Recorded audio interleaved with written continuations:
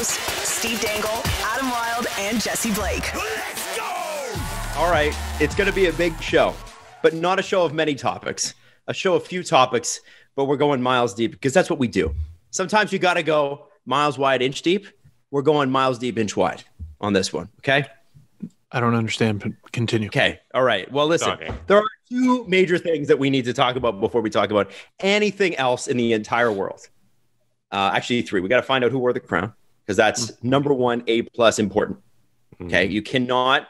I don't even know how people function without knowing who wore the crown every day, right? Like we could, like the fact that we don't even do the show every day. There are people that wake up 5 days a week because we only do the show twice a week who are like, I don't know who wore the crown today. I'm not sure I can get out of bed.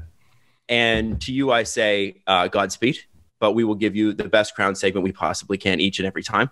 And then we need to talk about the Montreal Canadiens. Why? Well, there was some news in Montreal. The juggernaut Habs decided they don't need a coach. So they don't have one. Except they do. But he's interim. Second place team. Or at least they were.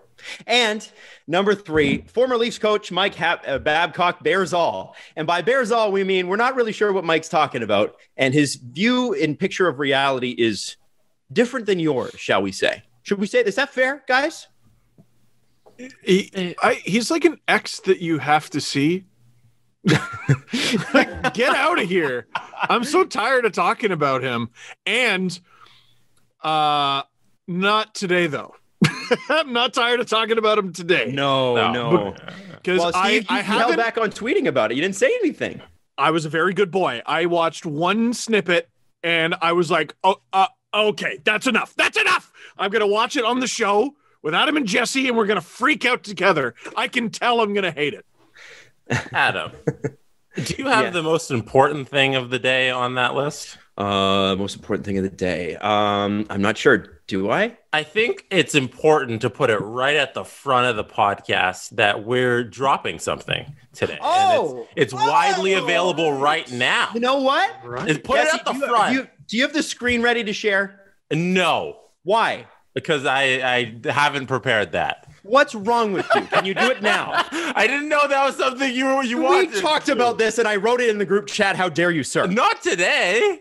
Today. Listen, you guys are burying the lead. Deliver the news. I'm upset. Forget that Adam didn't have it prepped, and forget that Jesse didn't have it up and ready.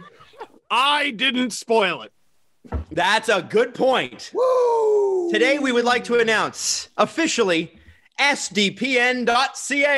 Yay! Our first All right. website. So first off, you're wondering what the SDPN is. Well, the Steve Dangle Podcast, well, it really doesn't even stand for that. It's just SDPN. We figured you know SDP. Nighttime. SDPN, Nighttime, is the parent company of SDP.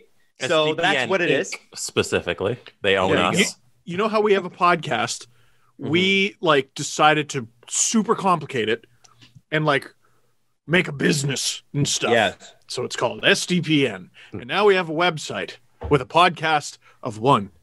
And the it's official great. name, Steve Dangle Podcast Ninnies, which is us. We are the owners, and it's fantastic. We're excited. CEOs. That's You're right. the CEOs. Does that mean I can put that in my entrepreneur LinkedIn? You're Gary V yelling at people to wake up at 4 a.m. every day and never quit. On Monday, Make your bed. Have you guys heard of Eric Thomas, by the way? Yeah, I know Eric Thomas. Monday, I grind. On Tuesday, I grind. And then it gets to Sunday, and he's still, and I wake up and I grind on a Sunday. And you're like, Eric, we don't need to grind every day. Like we can Take a day off. grind. Yeah, let's take a day off grinding. Who needs to grind that much? I always see those people, and it's like, well, if you don't want to do that, then I guess you don't want to achieve what they have. And I'm like, you're right. I don't. Right. I don't. They look like they're anxious. 8 triathlons this month. You know? No. Yeah. No, fuck that. Are you kidding me? No way. Yeah. But you can't tell me that Post Malone got up and grinded every day. I think some people skip the grinding part and make it anyway because they're just talented. And I'm not expecting to be him either, but Gary, it's not the only way. Now, So anyway, we have a website. sdpn.ca. Jesse, what will you find at sdpn.ca? Who, by the way, Jesse did the whole thing himself. Yeah, we got to launch our first website, which is a lot of fun. Took a while, but everything's kind of up and running. And if you experience any problems visiting the website, please let us know. No, don't tell us. Don't hit tell up us. the webmaster. This is our first time doing this, so there might be some hiccups, but you'll visit sdpn.ca today, and you'll see a thing that says watch, where you can watch the podcast, but you'll also see something next to it that says shop, where you can shop merch of the Steve Dangle Podcast. And we have so many fun things available for sale right away, first day with the launch of the website. Oh my God, like what? Those things include the classic Jesse No Mug, Oh, that's a classic. the Adams History Corner merch line that just launched. If you want to go to university, what better university than Adams History Corner University? So you can pick up like a beach bag that has the AHC logo on it. You can get like a shirt with a little embroidered. So one thing big, Embroidered. Yeah, this is important. So this is so important. I'm going to take a pause from describing what's in the shop to mention that the things in the shop are of quality. It was so big for us to find just a place where we get to get really nice shirts. So you'll see like Champion gear, like a lot of our hoodies. You'll see a Dangle Navy hoodie, and it's Champion branded. It comes from the manufacturer. And then the logos and the stitching is embroidered, like professionally from a great company that we trust, and it looks fantastic. So you'll see that. You'll see dad caps in there. You'll see the beach bag, like I mentioned, a couple mugs. Adam has his own mug now. Very happy with this one. We're calling it the chug mug because it's Adam, and he's pointing at you, and he says to chug. I want you to better chug that coffee when you're drinking it. Do you need motivation in the morning when you're getting up at 4 a.m. to grind? There's Adam right there to help you grind. And there's one special thing that is currently sold out in the store. It is the first ever Steve Dangle Podcast hockey jersey.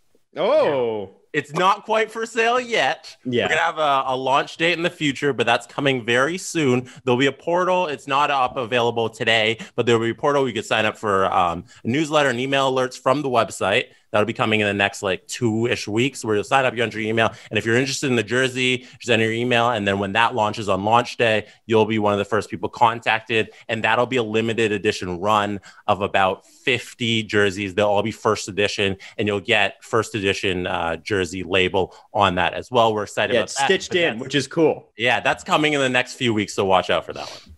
Yeah, absolutely. And here's the thing. I like Jesse's got it labeled as tops, bottoms, headwear, accessories, limited edition. And then there's Steve's sweatpants. You can also buy Steve's book too about the zoo, Steve's tour through the Amazon. It's Adam, through the Americas, through Eurasia. We go all over the place. It's amazing. Wonderful. It's incredible. Yeah. There's Christopher Columbus, and then there's Steve. So just two Italians. Yeah, that's right. The world. Doing their best. Yeah. So yeah, this is very exciting. Like there's even a Steve Dangle throw pillow, which we love. So we're so excited about this. Obviously, we will add to the store as it happens, as we're able to kind of do that. But this is a kind of a work in progress. You're going to see some more growth out of sdpn.ca in the future. But for now, you get book. You can watch and look at anything that you want here. And also, when we're able to do live shows again, there is a live tab. But if you click on it, it says we're in a pandemic, ... Well, actually, we will be doing live shows. The goal has always been to do a tour, but we haven't been able to do one. Mm-hmm. So you'll be able to buy tickets right from the site there. We'll have it there, and it'll be cool. You'll see all the dates. Far more organized than in years past, right? And so, like, we had a show at Kingston booked for April 4th last year, and I remember I forget what bar it was, but it was the house thing, and then it went up for sale. I'm not even sure if it's still open. The guys were so great though, and we said we would be back, and that would be our first show when the pandemic ends. So I'm going to reach back out to those guys and actually see if they're still around, because it would be amazing. And I think what we'll do is we'll start to do, like, the plan is right now to, wait out the pandemic, especially in Canada. We're taking our time with the vaccines. So it's probably 2022 before we're looking at any live shows again. But as soon as we can, we will. And it'll start in Ontario, but we're hoping to get through the States, Western Canada, Western United States. Maybe one of these days we can do a Euro trip. I'd love to do. That'd be cool. One in England, one in the Scandinavian countries, and one in Australia as well, which is not Europe, but we would like to do that. So we're hoping the place in Australia, pretend it's our favorite, make fun of the other ones. It'll be great. Hey, Melbourne, how about Sydney? Am I right? Bunch of idiots. And then we'll go to Sydney and do the exact same thing. Love that. Anyway, as long as we do it in the month of January, so I can also take in the Australian Open while we are there. Oh, that's a good idea. I'd like a double vacation. I think that's a great idea. Trip. Let's do that. Let's definitely do that. Let's do that. Yeah. So in the meantime, check out sdpn.ca for all of your jersey / t-shirt needs. We do want to know how many people want these jerseys, so definitely sign up there. And then we'll kind of go from there. Like, we're just playing it by ear. We don't know how this works. Crash the site. Yeah, there you go. That'd be cool. At 4 a.m. Crash that site button. When I want to see traffic spike at 4 a.m. when you're grinding. Yeah. Oh, that's true, because you're getting up at 4 a.m. to fucking grind. It's just what people normally do on the internet at 4 a.m. is not what our site is for. So. Waking up or going to bed, I wonder. Now, you wake up at 4 a.m., but you can't go on the website till 4:01 because you need to spend that first minute making your bed. Lazy piece of garbage. Anyway. Does he actually say to make your bed? I don't think that's a Gary Vaynerchuk thing. I think that's a other motivational woo peddler. I don't remember who it was. Okay. Oh, man. Yeah. If I just make my bed, shut up. Go to our website. If only I could make sdpn.ca. Yeah. Here's how you live your life. Yeah, listen to that guy. That's good. That's where you should get your advice. Well, you know, we got into a lot of trouble when we thought that, what was it? What's his name? The guy that was on Joe Rogan a million times and had the book, and then the guy who almost died because who had like a heart attack and was like, no, I must keep running. And he said sunscreen was for people who were soft. What was his name? Anyway, when we laughed a little at the ridiculousness of that video, I got so many DMs about people who were like, that guy really inspired me, which is fair. He's an inspiring guy. A little foolhardy though, too, right? Good for you. Yeah, no, it's like whatever, man. I'm inspired by crazy people as well. It's all good. You're thinking of Mr. Goggins, David Goggins. David Goggins. Yes, thank you, man. David Goggins. And I think his book is called Can't Beat Me or something like that. And you know what? I believe him. You can't. When you've got that sort of determination, there's nothing really that truly can stop you. It's just. It's called Can't Hurt Me. Master your mind and defy the odds. I'm going to read it. I'm sure I can pick something up. Audiobook. What the hell? All right. Now let's get into Who Wore the Crown. Jesse, Who Wore the Crown brought to you by today? This week's Who Wore the Crown is quite special because it comes from the Steve Dangle Podcast Reddit page. So this week it's sponsored by Rob. And Rob wrote, I want to sponsor the Who Wore the Crown segment. I'm tired of all these high-profile corporations like the Mute Button and the Right Shoe and Stonks getting all the attention like always. So I'm putting my money up. He donated to Sick Kids Foundation, and he'd like to see a bunch of people also in the Reddit page donate to Sick Kids. Hey. So sincerely, some random dude on the internet who would like something fun and awesome to happen. So Adam, could you please read Rob's liner? He donated and he would like to sponsor the segment. Okay, well, Rob, thank you for writing up this liner for me. I do really appreciate it. And I'm definitely not doing this off the top of my head. Rob wanted this. Rob's getting this. Who Wore the Crown is brought to you today by Rob. Whenever you want to be a good guy, why not? Why not? Do what Rob did and donate to the Sick Kids Foundation, and you can get your shout out on Who Wore the Crown. Rob, today's sponsor of Who Wore the Crown. What a wonderful idea. Steve, who wore your crown last evening? Well, there's just so many candidates. I mean, think of all the goal scorers. This is all the ones who contributed. You know what I'm talking about? All those ones. But if I had to pick just one,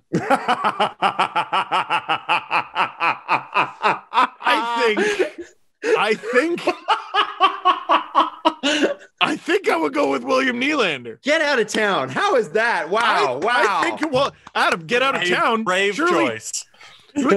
Surely you don't mean his hometown of Calgary, Alberta, Canada. True. Good point. I mean, whomst would ask me. William Nylander. Homst. So, Leafs get scored on. It's a little bit his fault. But as I went over in my LFR video, I thought he was like maybe third most at fault. And then he ties the game against unbeatable Dave Rittich and scores the OT winner. How do you not give it to William Nylander? I'm going to give it to him off the board. Wow. You know what? It was a pick that nobody expected. But it happened. And it's interesting, Steve. I thought I was being hipster. I thought I was being cool. I thought I was going off the board. But then you went in and you took my pick. William Nylander. Let's talk about William Nylander for just a second. 2 goals last night, right? William Nylander scores the way that anybody that doesn't like William Nylander says he never scores. I know I could have worded that probably a little bit better, but William Nylander scores a goal from inside, literally, David Rittich's mouth, which is incredible.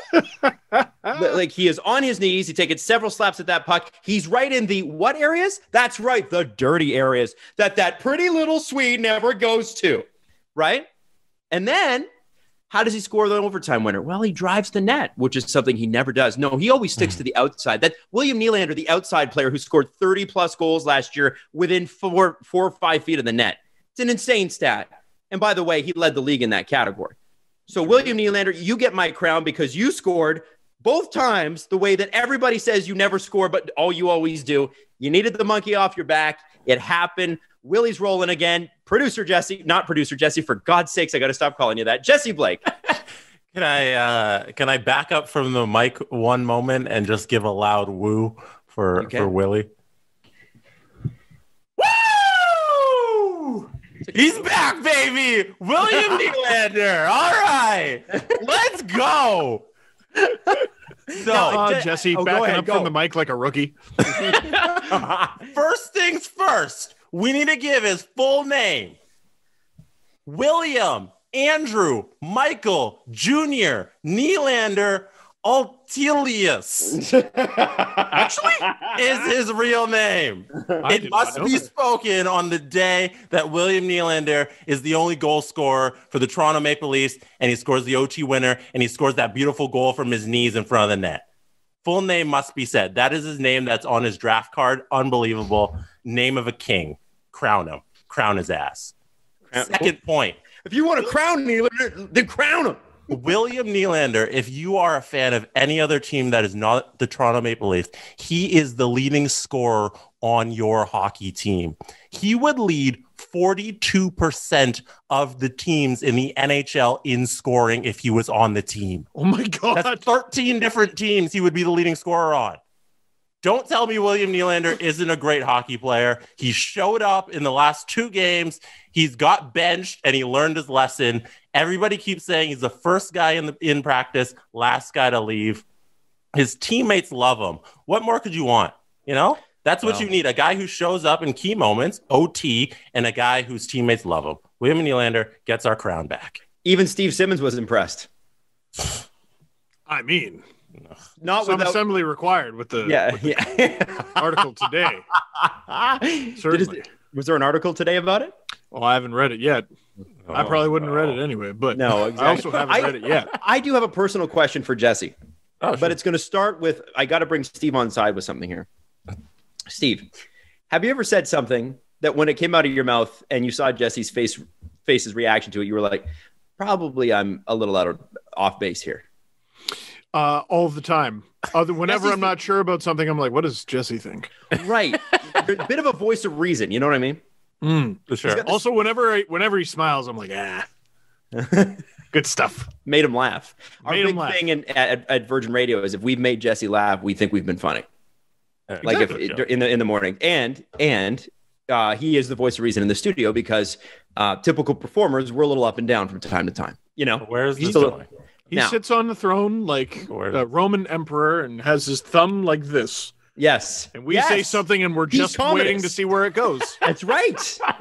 I'd kill or let By the live. way, do you want to hear a weird history fact? Adam's History Corner. When he's doing that in The Gladiator, usually if you go down, that in the movie means kill him. Mm-hmm. In real life, if the emperor gave the down signal, that meant save him. Don't kill him. Why? But they changed it because they thought that audiences would be confused by it. I would have been. Yeah. Because this means no good. This means great. So what did that mean in the olden days? So in the olden days, let's say Jesse and Steve get into a fight and I'm the emperor. Okay. And this is the Colosseum. And Jesse has Steve pinned and he's looking up at the emperor. Do I kill him? If I say, and I look at the crowd and I'm going to do what the crowd tells me to do. So if the crowd's like, kill him, I do a thumbs up, kill him. Oh, because you're agreeing with the crowd. No. Thumbs up means kill. Thumbs down means save. Why? That's just the way it was. Ask them, man. Go back in time. It means don't kill them. As in don't. Like as in no, don't kill. Okay. Yeah. Okay. Yeah. Okay. So anyway, that's that. But I do, the reason I'm asking you doing this whole long thing about Jesse, Steve. Oh, right. There was a point. A, to make him uncomfortable. B, when Jesse gives you that look, do you not feel a little bit like I'm very exposed and vulnerable right now? Oh, yes. It's like immediately removing all my clothes. How do you feel? Wow, that's pretty hot. Yeah. How do you feel? Sure is. Then, or how do you think Willie felt when Jesse stopped giving him the crown a couple weeks ago? Because that did happen. You know, that happened. Yeah. If there was a person in the world, and there is one, who gives less of a hoot than Jesse, that's what they always say about Jesse. He doesn't give a hoot. Mm-hmm. But if anyone gave less of a hoot than Jesse, it'd be William Nylander. But I think third place, by the way, is Alex, his brother. Jesse's sandwiched right in the middle. They make up the Nylander triplets. What about his dad? No, Michael Nylander didn't give a shit. You should see some of the contract negotiations that guy did. Woo! Yeah, didn't he just get a better offer and go bye? Yeah, he signed the contract with the Oilers, and you've got 24 hours to rip it up. And the Rangers came in and said, "We'll offer you more," and he went, "See you later." I'm taking advantage of that. Yeah, it's crazy. I would say that I think William Nylander might have been affected by Jesse because there's only so long any of us can go without Jesse's love. And Jesse, it must have been hard for you. I can't believe you broke your own streak and people don't even realize it. There was a couple of people who were like, he gives it to him every episode. I'm like, I don't think you've been paying close enough attention. Okay. It really was like a breakup. Yeah, it was. It was looking back. It hurt. It was like rehashing Liza and David all over again. Oh, it was like you never want to relive painful memories, but it felt like that, So, but they were amicable. They were amicable. You guys had to split up, and then it was like, go to him. Liza was so big back then compared to him, and he is now so much bigger than Liza. Mm-hmm. He is thriving. Yeah. Madison Beer comes to his house and opens beer bottles with her teeth. It's crazy. I know who that is. That's a person. Oh, Steve, you don't know Madison Beer? I'm positive I've heard of her. You know Charlie D'Amelio? Yes. D'Amelio? I know enough about her that I know you said it wrong. Yeah, there you go. There you go. What was the one I didn't know? Jack, who did? Oh, Jack Harlow. When you looked exactly like him with your hair. I know him too. Anyway, today's Who Wore the Crown brought to you by Rob. The next time you want to be a good guy like Rob, why not? Why not? Log onto our Reddit page. Let us know that you donated. Show us that you donated to the foundation. What is it again? What's the official foundation? Sick Kids. But how do I donate? Steve? sickkids.ca. Thank you very much. Or sickkidsfoundation.ca. And anyway, will you get your shout out on Who Wore the Crown? You get to be the official sponsor of that particular episode. Rob, thank you for coming up with such an incredible idea. Hey, fellas, we're in the thick of winter and a storm's brewing. It looks like 1 to 3 inches are in the forecast. When you trim that hibernation bush that's taking place in your pants. Seriously. Luckily, our partners at Manscaped specialize in products to make sure you're walking around town with those beautiful snowballs. Manscaped is here to provide the best tools for your grooming experience, offering precision-engineered tools for your family jewels. We're talking about the Lawnmower 3.0 trimmer, which is the best hygiene tool for the modern man. Because of their ceramic blade and advanced skin-safe technology, your snags on the snowballs will be reduced. The trimmer is also waterproof, so you can trim in the shower It's a lot easier, right?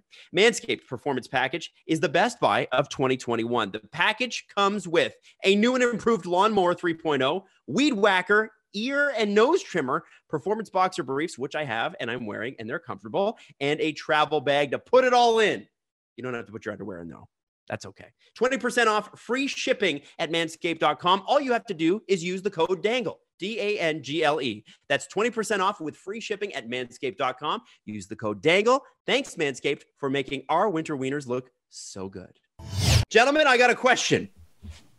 Which Montreal citizen would like to line up first to eat the crow? Who do we pick? Oh, Adam. Who is anybody? Have fans all over the world. Who? Well, okay, but I mean, that's fair. That's fair. Could be some Toronto living Montreal fan. I just want to say, a collective eat this crow to all of you. Okay. Now, I am not celebrating. Crow? Next podcast and bring it. Just bring it to the show. Honestly, I wish that there were games. I would drive to the Bell Center this weekend and start handing out crows to Montreal Canadiens fans, like fake ones, like rubber crows or something. Yeah. Adam's just going to load up Red Dead Redemption 2 tonight. Listen, I think I might have celebrated a little too much because I feel like, here's the thing. When Claude Julian lost his job, I wasn't celebrating Claude Julian losing his job. I was dunking on all the Habs fans who got pumped after 7 games, 4 of which were against the Canucks, about how great this team was. It wasn't just Habs fans. It's a lot of folks. Listen, D'Artagnan, CJ, fourth member of the podcast. He called them a juggernaut. He called them a juggernaut and said they're not slowing down. They did. They did. Now, the victory dance happened yesterday. I don't want to get too crazy on it today, because I really don't know where there is to go with this, honestly, other than the Montreal Canadiens are well underperforming themselves. And as I said in the offseason, my issue with the Montreal Canadiens is the same issue we saw with the Leafs. The reason I didn't want to crown them early is because we've seen this movie before from teams, Leaf teams, that should have been awesome but weren't. And that is because you can throw a bunch of players in the room, young players, good players that are longtime NHL vets. It takes a while to gel, and you got to have a coach with the right system that's going to fit them. Now, I do want to get into the specific reasons why Claude Julian was fired in a second. But first, when we break down the offseason that Marc Bergevin had, and he spent a ton of money. The Molson family's doing okay, so Canadians can do that. But no other NHL team is spending that kind of money this offseason. I've heard of their products. Yep. Marc Bergevin.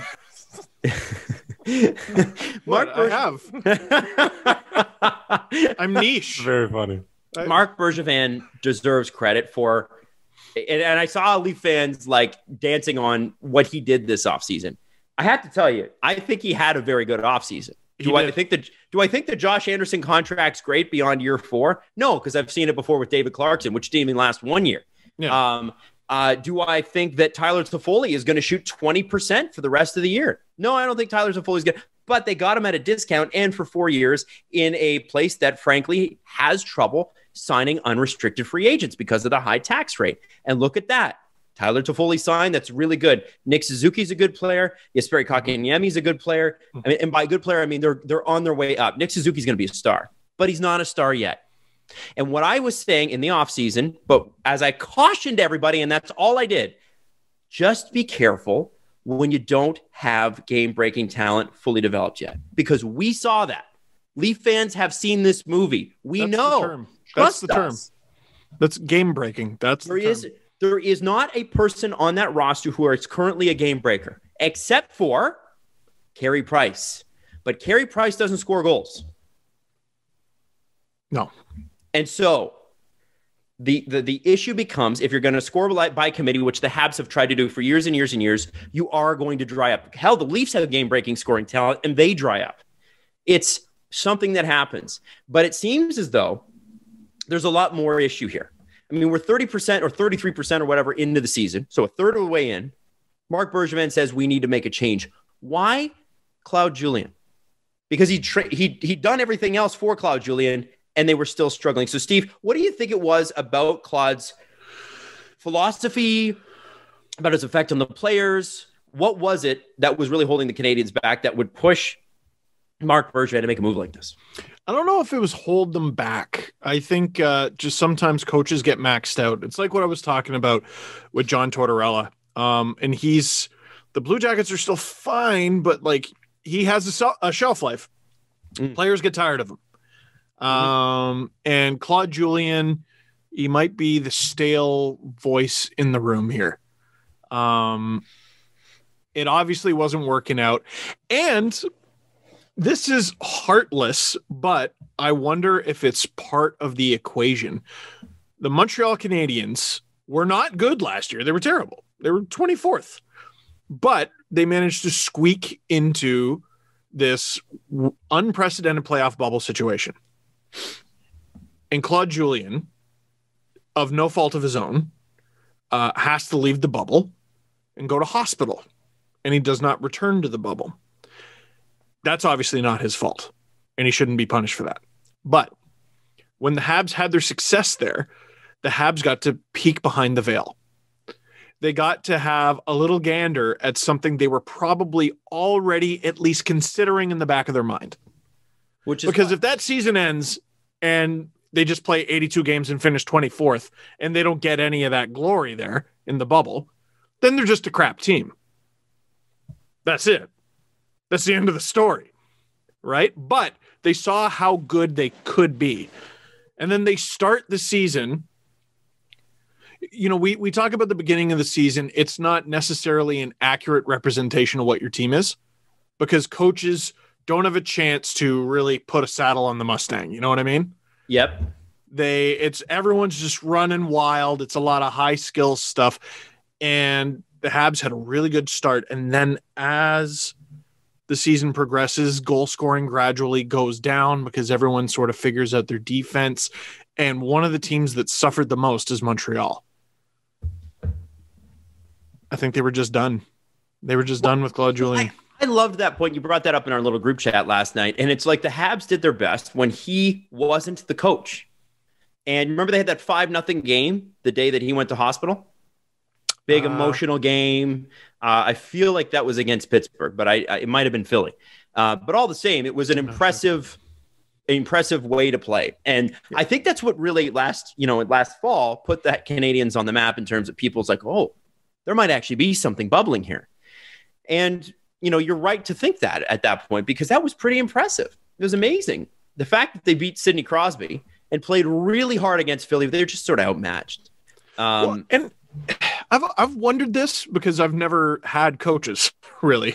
I mean, you know, my little kid sports growing up, whatever. But like at the professional level, at what point do professional athletes like hear a coach that they've had for 4 years, for example, and go, okay, no, I know how to do those things though. I already know how to do those things. Yeah. Like, can you tell me something else? And coaches do evolve, but a lot of them rely on the same tricks. Will the new Habs, after, you know, some time, know how to do all those things that they did under Claude Julian and now pick up some new toys? You know what I mean? New skills, new things that they do. Yeah. Do you guys think Mark Bergevin's out of time? Like, no. Does he have any more moves? I don't have his record in front of me as for his time with the Habs, but it hasn't been the most impressive resume. No, Carey Price has now had 6 head coaches. Is it 4 or 6? I don't think it's up to. I think it's like 5. Price has been the goalie for longer than Bergevin's been the GM. Right. Yeah. So here's the issue. In a vacuum, like I look at this offseason, Edmondson we didn't love, but it didn't cost him anything, and he's been fine. Sorry, it's Price's 6th head coach. Thank you to Mike Stevens. It is, yeah. Sent it to me yesterday. Wow. Awesome. Wow. So Edmonton, pennies on the dollar.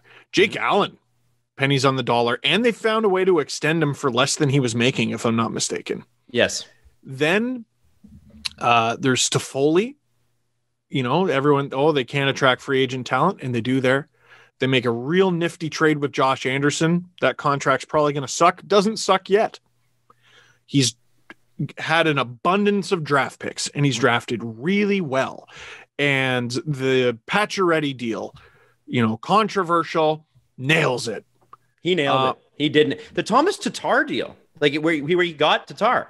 Great. Was that part of the Pacioretty deal? Yeah. Yeah. He was a cap dump. He was. It was, I think it was a Nick Suzuki, a pick, and Tatar. Yeah. And Tatar led the team in scoring last year with 61 points, I think. And then you look at the Domi deal, like he won the Domi deal.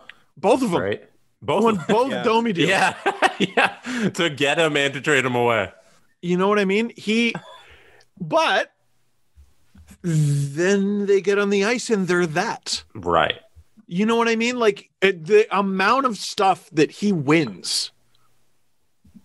I'm like, why are you still? But there's still no game-breaking talent. Mm-hmm. Where's your playoff resume? Well, they did. There were some. I mean, yeah, even the Shea Weber trade was they won. The Gallagher contract too. Yeah. Take a gander at the Gallagher contract. That thing's ridiculous. The Shea Weber has worked out for him. He gets Ben Sherratt for like nothing, and he's up on the top. How do you get to know, right? Like, you know. The Dano Romanov trade for Fleischmann and Weiss. Mm-hmm. Yeah. Nothing. He's made the team better, but at what point at what point do your accomplishments matter? And the fact that this is now head coach number 3. Now I'm going to say this. Mark Bergevin is keeping his job and he's not going anywhere. He's got a great relationship with Jeff Molson. He signed a 7-year extension, I think 5 years ago. We all thought that Jeff Molson was nuts, but I think it goes till the end of next year. And guys, he's not going anywhere. And you got to look at that resume as a whole. He's winning most of those deals. But I think that this is a team on the rise who the way I see the Montreal Canadiens is this.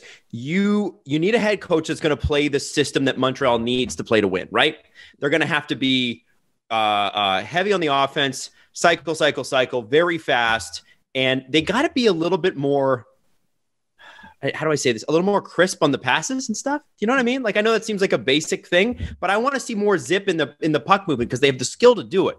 But you saw a little bit more, it seemed like a bit more of a, like it reminded me of watching the Flintstones, like Bam Bam, like when they were playing. Do you know what I mean? It was just, I feel like they can play a little bit more finesse game, but with guys like Josh Anderson in the lineup, you're still going to throw some hits. And I think that the Montreal Canadiens are a team on the rise. I think Bergevin's job's safe. Look at that roster. I mean, most teams in the NHL will be like, yeah, I will take that for sure. Suzuki and Kotkaniemi are both going to take strides, and you're automatically better there. And, you know, like don't they have Cale Fleury, and they've got a ton of great prospects, one of the best systems in the league, do they not? They've drafted really well. So there's a lot to love about the Montreal Canadiens. We'll see what Coach Ducharme is able to do. Very, very interesting. And I think is Alex Burrows too an assistant coach? Yeah, I was surprised to see Kirk Muller go. The one thing I'll say is this: hockey and thinking outside of the box and all that. I know keeping the same guy that you've had since 2012 doesn't seem like thinking outside of the box, but what I just said, I'm like, I like the vast majority of the things that GM has done, and then I go, but he's had to fire a couple coaches. And he should get fired too because, I don't know, you're just kind of supposed to after enough coaches. That's dumb. Mm-hmm. That's that whole, that GM, he's used his bullet. That's it. He's used his bullet. That's dumb. Do you like the job he's doing? I do. If I'm a Habs fan, I like the job he's doing. Yeah. And I get the questions, right? Anytime that there's a failure on a level below, you got to look at the guy that hired him. Right? That's fine. Fair. That's totally fine. But I think Mark Bergevin did his job, especially this offseason. They had a big offseason. They did great. They got 2 young centers on the way up. I can't imagine why Philip Deneau's name is in any trade rumors at all because they need to hang on to him as well. They've done really, really, really well. The Montreal Canadiens are a good hockey team. They're going to make the playoffs this year. It's time for a change. And as I said then and as I say now, it takes a while for teams to gel.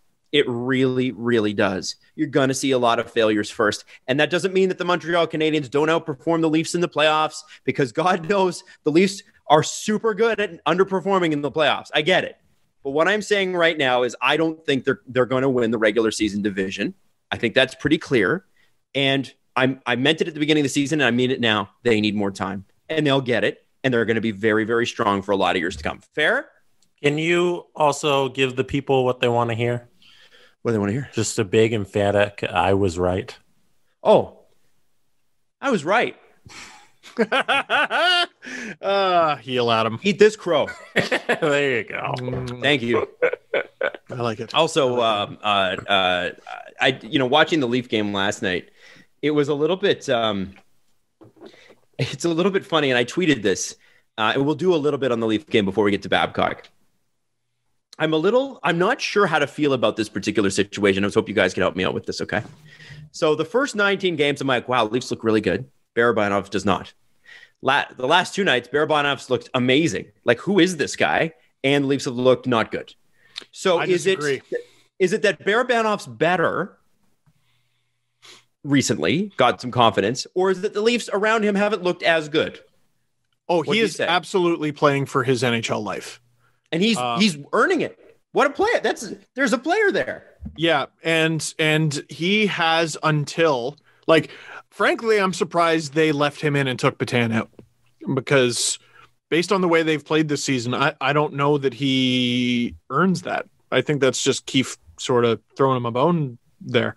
But he has until the Leafs decide Alex Galchenyuk is ready, basically, or until Thornton comes back, or until basically the next game is not guaranteed for him.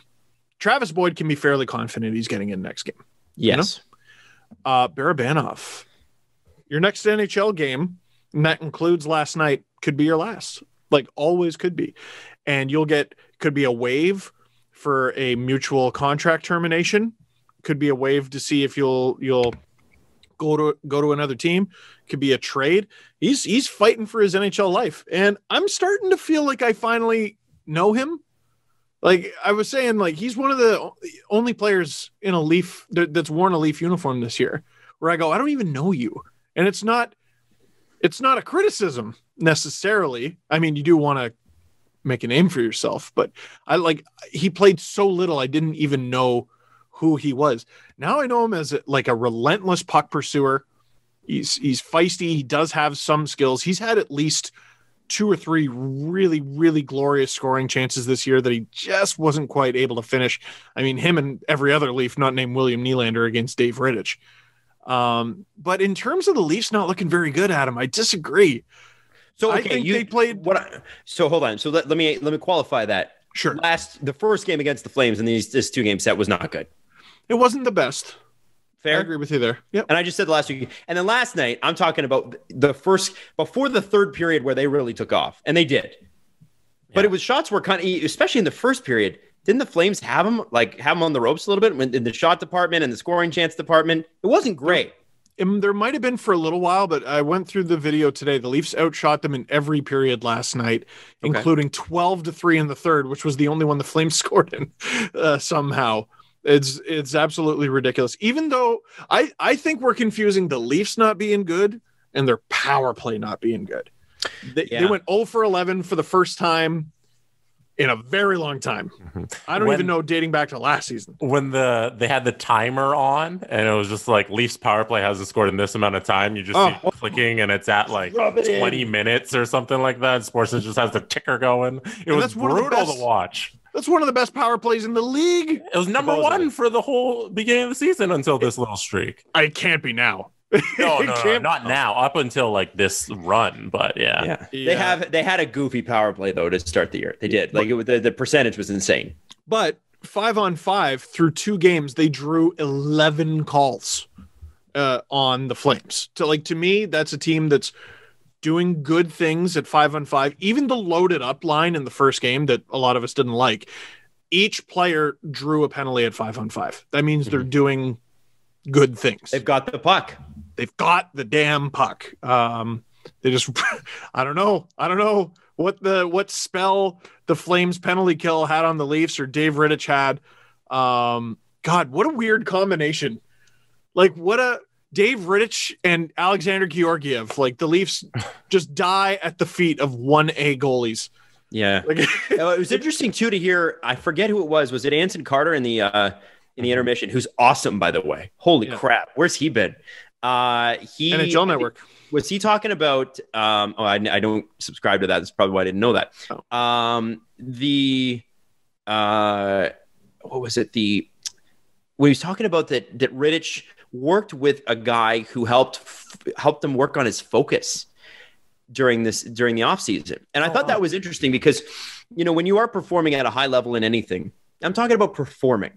I'm talking about, you have to be focused for a long period of time. People that have to like focus like that. Imagine like a paramedic. You got to focus to be a paramedic, right? You're focused. You're in there. If you lose focus for a second, it's life or death. You're not checking your phone. Right. In sports terms, not life or death, but life or death in sports terms, you got to be right on the money if you're a goalie all the time. And think about how long that is. 60 minutes of hockey, 3 hours of your life every time you get in there. That's some real mental gymnastics. Most people cannot do that. And even the players don't have to do that. You want something wild? Yeah. No Toronto Maple Leaf, not named William Nylander, scored on Dave Rittich in 2020. Whoa. The last Leaf not named Nylander to score on Rittich was in a 4-2 loss. It was Mitch Marner in the second period of a game on December 12th, 2019. And it was assisted by Cody Ceci. He and the Leafs, that was a really good game. They were out shooting the hell out of the Flames. They had a random boom, boom, boom at the beginning of the third period, if you remember. And they fell. For whatever reason, this guy he gets it. He was 0-3 heading into this 2-game series. Mm-hmm. It makes no sense, but he's unreal. And he deserved the win. Like he really did. If we're talking about a guy that should have stole the game, it's Dave Rittich. Yeah. The Flames did. So I do want to ask this too. How much do you put into the power play struggling the last couple of games? So what I mean by that is, the Leafs, one of the big issues in the past, especially under Mike Babcock, who we will get to in a second, one of the big issues was they never adjusted. So they'd come out roaring in the first 20 games, and then people would figure them out, and they'd be like, no, we're just going to hammer this system over and over and over again. And by the time game 82 rolls around, us inside and out, and Boston's going to clobber us. And they never really fully clobbered the Leafs. It was pretty close. But the reality, and by the way, I just want to throw that out there for anybody that wasn't paying attention. The 2 times that Boston did beat us recently was close. But I do wonder, like, is it a 5-game stretch where you go, okay, after 5 games, we scored 1 power play goal, time to switch it up? Or is it a 10-game thing? Because it can't be 2, but that was pretty distressing, was it not? Yeah, I think it's power play to power play. And what drove me nuts, because they changed up the personnel for a while. It wasn't until one of the last power plays that they really divvied it up. Mm-hmm. But they looked a lot like, in terms of makeup, they looked like the Leafs top unit from last year. Now, they scored a bunch of goals. Their percentage wasn't actually that bad. But what was the number one criticism? People talk about the stupid drop pass. Well, why did people hate the stupid drop pass? Because they never gained entry. Because they couldn't gain entry. And that was the Leafs' problem against Calgary. You can't say, they just weren't bearing their chances. They didn't get any because they couldn't get in the zone. Right. What the Leafs have done such a good job in the power play this year is when the puck is in, it's going in your net. Like once it crosses that blue line and they set up, you're screwed. You're in a world of hurt. Austin Matthews is either going to rip a wrister. He's going to one-time it. Mitch Marner can one-time it now. You have a combination of Wayne Simmons and Joe Thornton and William Nylander and John Tavares who can just bang it in down low. Zach Hyman can fill in that role sometime. Travis Boyd got a power play goal. His first career power play goal. TJ Brody is very good at his job. Mikko Lehtinen, Morgan Riley. It's so versatile, and I really like the even splitting of those 2 power plays. Can I make an excuse for the Leafs? Gimme. Leafs apologist Jesse Blake. Go ahead. Leafs apologist speaking. How much does their struggles over the last, 5 games-ish have to do with all of the injuries they've had? Because with all the guys going down, they've kept having to switch around the power play, especially with Wayne Simmons going down early. That was early still. But just like all the little injuries too, and they had so many guys come in and out of the power play. How much has that affected it? It definitely affects it, obviously. I mean, they were using Jimmy Vesey. You know what I mean? Even Boyd. Like, that's not an ideal option. There's a reason it's Boyd's first power play goal. Shouldn't really be on the power play. That dude's on your fourth line, and then there's Vesey who probably should. I got to say, you said Barabanov's fighting for his life. I think one James Vesey. If the play doesn't pick up when Simmons and Thornton are back and Robertson's back, I can't see where he fits in the lineup. Yeah, he's really been a letdown. It's too bad. He's been a letdown, and it's not even. Now, what did I say about the Vancouver Canucks of 2011? There's nothing to complain about, so they find someone to complain about. And ours is Jimmy Vesey. Like, the Leafs over the last forever have had bad players. Vesey's not even bad. He's not bad. He's just kind of there. You know what I mean? He needs to find his thing. He's an effective enough penalty killer. He can skate. It's just nothing really happens, positively or negatively, except for that penalty that was kind of boneheaded in the first there. But, you know, as much as I want to microanalyze the Leafs power play, I think you just got to give the Flames their props. They did a really, really, really good job of holding the Leafs at their own blue line and frustrating the hell out of them. That's it. Now, with that, we'll leave kind of last night's game. When is the next game? Do you guys know? I'm not even paying attention. I think it's Saturday, and I have no idea who it's against. I don't even look anymore. Like, this season's gone so fast, man. It's bizarre. I was saying that the other day to somebody. They're like, there's a Leaf game tonight. I'm like, there is? Like, and it's not because I wouldn't have caught it eventually, but I was just like, Oilers. So it's what's that? Oilers. Oh, that'll be a big matchup. Oilers are 7-1 since I called them mediocre, as I keep hearing from Oiler fans in my messages. Don't worry, you guys will fall back to earth too. It's okay. Wow. The Leafs this is a big little stretch. Wow. God, I'm so Canadian. This is a big stretch here. They got 3 straight in Edmonton. They got a back-to-back with travel for the first time this season, I think, where after the third game against Edmonton, they play Vancouver for 2, and it's not. The next Leaf home game is March 9th. That's a long time. That is a long time, where they finally play the Jets again. They got 3 straight against them. That will not be a fun series, by the way. The Jets are gonna try to make the Leafs hurt. You talk about a stretch where your season could get squirrely fast. You got the red hot Oilers. Your confidence gets shot, and all of a sudden you lose 1 or 2 to the Canucks. And then you got the Jets, who are a top 3 team in this division. And you got to play Connor Hellebuck.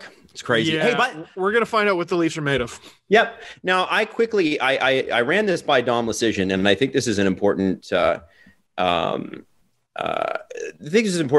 There's been a lot of talk about this being the weakest division. And Jesse brought it up, and there have been other people who I've talked to over text like, Leafs are good, but like, I don't really believe it. And these are Leaf fans. Because Leaf fans are the most we have no faith in this team ever. And so I said to Dom, listen, you're smart. I'm not. Tell me if there's any statistical reason why the North Division is or is not better than the rest of the league. Is it any different at all? And here's what Dom said to me. He said, people think bad defense equals a bad team. No one is saying the North is the best offensive division in hockey. He said it's hard to say with any real certainty which division is the best, but he suggested that maybe you may not have those defensively smothering teams like Dallas, but you do have some of the best offensive power in the entire league in this division. And you're seeing that with Marner, Matthews, McDavid, Draisaitl being at the top 4 of NHL scoring right now. And so it's just a division with different strengths. Obviously there's going to be some sort of mathematical equation that comes up that shows one way or the other, and I guess we'll find out in the playoffs, but don't count the North Division out quite yet. I don't think they're as bad as you think they are. The Jets certainly don't feel that way. The Oilers certainly don't feel that way. The Leafs and the Canadiens don't feel that way. They're performing well. And you got to remember, you've got the league's leading scorer, Hart Trophy, Vezina winner, all in this division, and all of these teams have made the playoffs. All of these teams have made the playoffs in the last 3 years. Well, and You know what's interesting is because you can prepare for the playoffs all you want, but ultimately you got to play your division the most, even when it's not 10 times in a season like this year. The Atlantic was speedy, and I'm talking about last year's Atlantic, speedy and annoying. Yep. There's lots of nuisances in the Atlantic, lots of speed, lots of skill. The Metro was very intense, I would say, if that makes sense. Then the Central got a little heavier the further you go west, and then the Pacific Division is just heavy. So it's a division you got to survive. I don't know if it's really that anymore because it's kind of fallen off a little bit in terms of quality, but you know, part of the reason some of those teams struggle, like the Kings, is they're a little bit too heavy. Maybe Canada's identity is just high intensity scoring. And think of how weird it is because most divisions in this season aren't actually that different from what they were, except for Canada that spans an entire country that is a 6.5 hour flight across. Yeah. It's different. It's very different. So also, like, it's got to be a weird, I imagine it was weird for the Leafs looking west going, well, we didn't really build our team for that. And for like the Canucks, for example, looking east and going, well, we didn't really build our team for that. You know what I mean? Because that's not who we built our team to be mediocre in a bad division, said the Canucks. It's not who those teams built, lock guys up to contracts. It's not who they expected to play, really. Yeah. Yeah. And I Dom also said he thinks personally that the East is probably the worst division. But if I were to look at, they're all sort of like, I mean, there's have and have nots everywhere, I think. You know what I mean? The Central is the wonkiest. Like, people are crowning Chicago and Florida, right? How about it's the weird, like, you know how we talk about the beginning of the season is unpredictable? Yeah. And no team gets into a flow? Who in the Central has gotten into a flow? I'm just looking at that. Well, because there was the COVID stuff. Yes. Right? And the West is the same. Dallas has still only played 14 games. Come on. Chicago. I'm surprised it's that many. Yeah. Yeah. Yeah. And Dallas is not last in their division, despite the fact that Detroit has played 21 and Nashville have played 18. They still have less points. Nashville is bad. Detroit, too. Okay. I just like to point out as well that I'm happy that also I don't want to talk because they're testing the fire alarm in my building and it's been going off occasionally. So I've been on mute here. For God's sakes. It's been ridiculous. Also, now that I know that the American teams don't have to play each other, they just still play in their division, like the North Division, then what is the argument here? You know, it's just an easy narrative. It's an easy narrative. It's just easy. And Steve hates that word narrative, but it's an easy thing to say. Mm-hmm. No, it works here. Also it's so Canadian. Like, we can't compliment ourselves. Canadians are not allowed to compliment themselves. No, every time an American celebrity comes out, so what do you think of Canada? Do you like it? Oh, I hope you like it. We are like that, and we also are like that. We cut the flower that goes too high, or that grows too high. Or what's it, the rose that grows too high? Every Canadian that does well, we're like, screw that fucking guy. Yeah, amongst Canadians, we're like, go Leafs, we're the best. And then, oh gosh, the Bruins and Lightning are good. No. But like the alignment of teams and how they play and how they perform during the regular season, it's random. It's random luck. And the fact that they build the schedules to be balanced, like that's the only thing you can do to even the playing field. But otherwise, you don't know how a team is going to perform. Like, it's still not balanced at all. It's balanced in terms of who you play. Mm-hmm. It's not balanced at all in terms of circumstance. Yeah. The Leafs had 14 back-to-back scheduled last year. The Leafs played the Habs, I think it was 4 times on a Saturday night. 3 of them were back on the second half of back-to-back with travel against someone else. Mm-hmm. What? Well, I think that's going to change also. I think I actually think it is. And I think the Players Association's talking about, the owners are talking about, think about this. If the league were to just play like 3-game sets or 2-game sets that were not back-to-back nights, not only does it cost less because just the air travel goes down by like a third. Western teams, the whole thing about Western teams is the travel. Why do you need to travel every night? Why can't you play 3 games in a row against each other? Why not? Baseball does it. Smart. I've never understood this. Like, well, we got to play this and jump on a plane and be somewhere else. What does it matter? So, it really doesn't, right? And I think the interdivisional play that the NHL has tried so hard to shoehorn into the playoffs, make it happen during the regular season, man. Like, that's how you get teams to hate each other, play each other a lot, and don't travel so much. You don't need to. And it's a PR win. Yeah, we are a green league. We don't travel as much as we need to. Yeah. I think in like 5 years or whenever we're looking back at this little era, I think like double headers or staying in your own city to play the other team is going to be a holdover from COVID that exists in the NBA and NHL specifically, because it's a good idea. Those are the 2 leagues that have the idea right now because it's necessary for travel. But I think going forward, it just makes too much sense. It's easier on the body. You're not catching as many flights, and it's easier on just planning in terms of the schedule. You play 2 nights here, it just makes sense. Yeah. The MLB, and longer at home with your family too. Yeah, longer away, but also longer at home. More quality time. Who doesn't want that?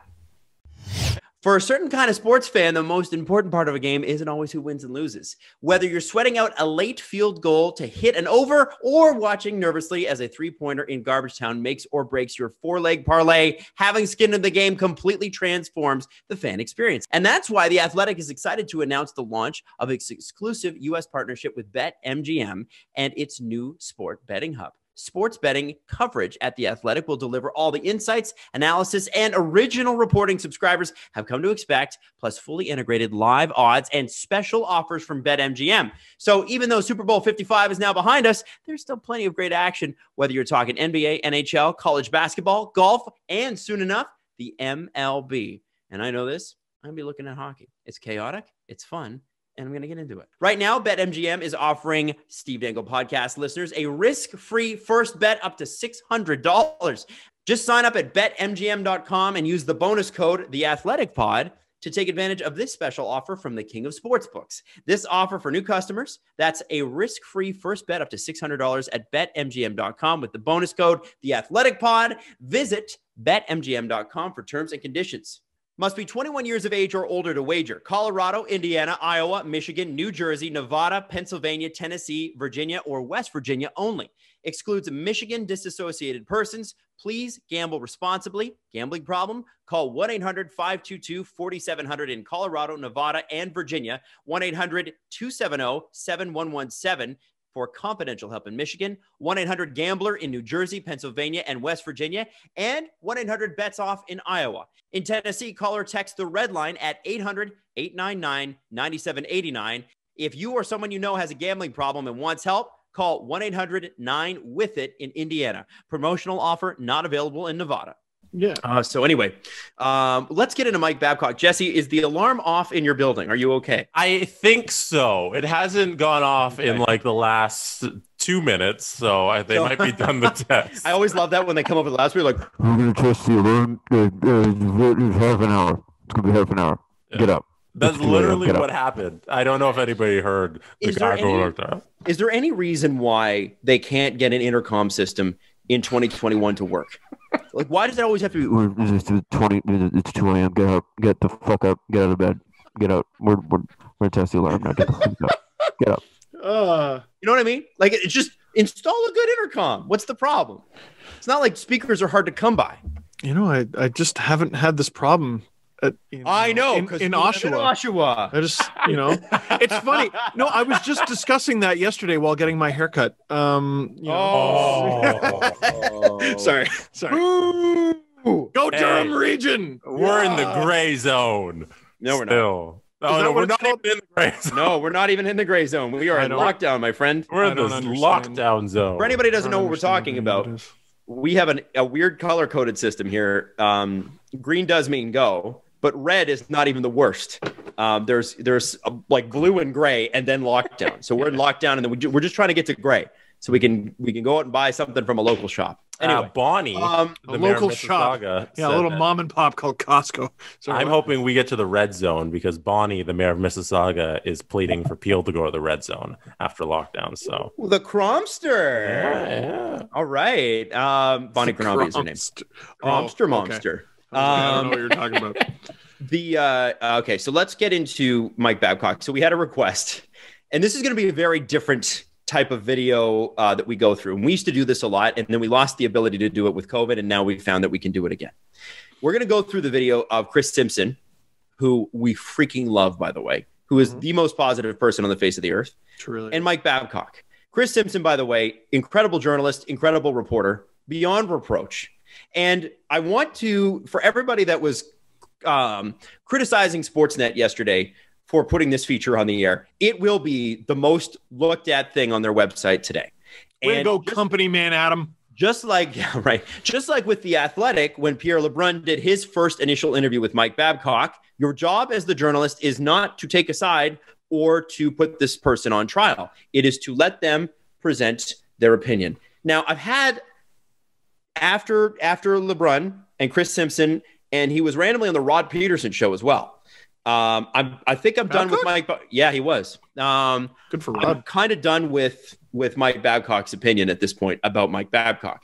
I don't think Mike Babcock's done with it, but he is doing interviews now. He is talking to the press, and in a word, I would say insufferable. Like, I cannot believe some of the things that he's saying. So, shall we start from the beginning of the interview, Jesse? Well, and here, just real quick. Please, yeah. It's people are getting mad at this, and good. That means you're media literate, right? Yes. Like I think there was a time where this guy would get on his pulpit and he would say, Mike Babcock's a great guy, actually. And people would go, oh, Mike Babcock says he's a great guy, so I believe him. And now with COVID, you've been at home for 11 months and you were raised on the internet and you're too smart for that. So congrats, you're media literate. You get it. Good for you. It's a 5-minute clip. Do we want to play it all? Let me just hit play and see how. Let's work our way through it. It's only 5 see minutes. where we go. All right. I'll throw up a hand signal or something.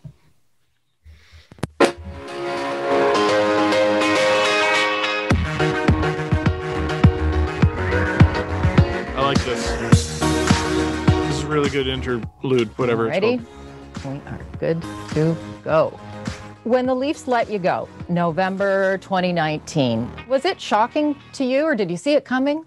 No, it wasn't shocking to me. I knew when Lou left, I was getting fired. The bottom line is I really believe it's important that every general manager and every coach have their manager and their coach, their guy. And that wasn't me. And I have no problem with that whatsoever. I have to ask you, though, we gotta stop. about some things. All right.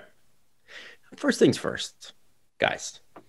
It was I measured it. It's a year and a half from when Lou left to when Mike Babcock was fired. A year and a half. He got a full season. Season and a half, and really the first 20 games, I guess. Yeah, he wouldn't. Kyle Dubas can't fire Babcock. No. You think he gets the blessing from the board? Well, no, because who after are paying Babcock to be the richest coach in hockey. You think he gets the blessing if they're like second in the division? They sucked. They were bad. They were a bad hockey team. And that's why he got fired. And they were playing a style that the management group was saying, please do not play this way. Please use these players in a different way. And he refused to do it. Well, Adam, do you have a boss? Yes. Oh, you have a boss? Yes, her name's Karen. Her name's Karen? And how often do you tell Karen to eat shit? Never. Oh, weird. I disagree. He says it daily. No, Karen's fucking awesome. He wakes up in the morning and he says, I'm going to put on my Gary V turtleneck. I'm going to make my bed and tell my boss to fuck off. I'm going to go independent. I'm just so surprised to hear Jesse say that you tell her to eat shit because, as is often the case, when you tell your employer to eat shit, whether it's with your words or actions, you get shit canned. So long, This guy, hey, here's Justin Hall. Go fuck yourself. All right, well, here, how about Jason Spencer? Go fuck yourself with that too. All right, well, here, try Nick Potato. Go fuck yourself. Hey, Mike, we're going to trade for Nick Muzzin. Oh, okay, I'll use Jake, but he's not right-handed, so go half fuck yourself. Like, this dude thought he was the general manager, and I think he was upset about it. Well, did you hear the Jack for Kyle Dubas? Did you hear the Jack Hahn story? No. So the Leafs were going to trade for. This is a Jack Hahn story. Jack Hahn, he said, used to work for the Toronto Marlies. That's right. Yeah. Who is Jack Hahn? Tell him. I forget his exact title. I'll look him up on Twitter real quick. But he used to work for the Toronto Marlies. He's doing a lot of media work now. And he's a very good follow. Former AHL and NHL Toronto. I tweet about hockey, tactics, and player development. And how do you follow him? What's his account? JHAN. So Jahan HKY. Okay. Basically, Jahan hockey. So Jack Hahn relayed a story that the Leafs were about to acquire Nick Jensen. And this would have been a puck-moving defenseman at the time, which they really needed, which would have been, I think, 2018 or 2019. He was. It was 28. It was the 2019, early 2019, when they went out and acquired Jake Muzzin. Mm-hmm. And what they wanted was a mobile, puck-moving third pair with Travis Dermott. Travis on the left, Jensen on the right. According to Jack Hahn, Mike Babcock told Kyle Dubas, okay, you can go acquire Nick Jensen, but I'll be sitting Travis Dermott. But we want Mike a puck moving. Nope, I'll be sitting Nick Jensen, or I'll be sitting Travis Dermott. I mean, so this is like I know people don't know it's the coach's job to set the lineup. No, it's the coach's job to. How about in most other universes in the real world, if your boss tells you to do something, you fucking do it.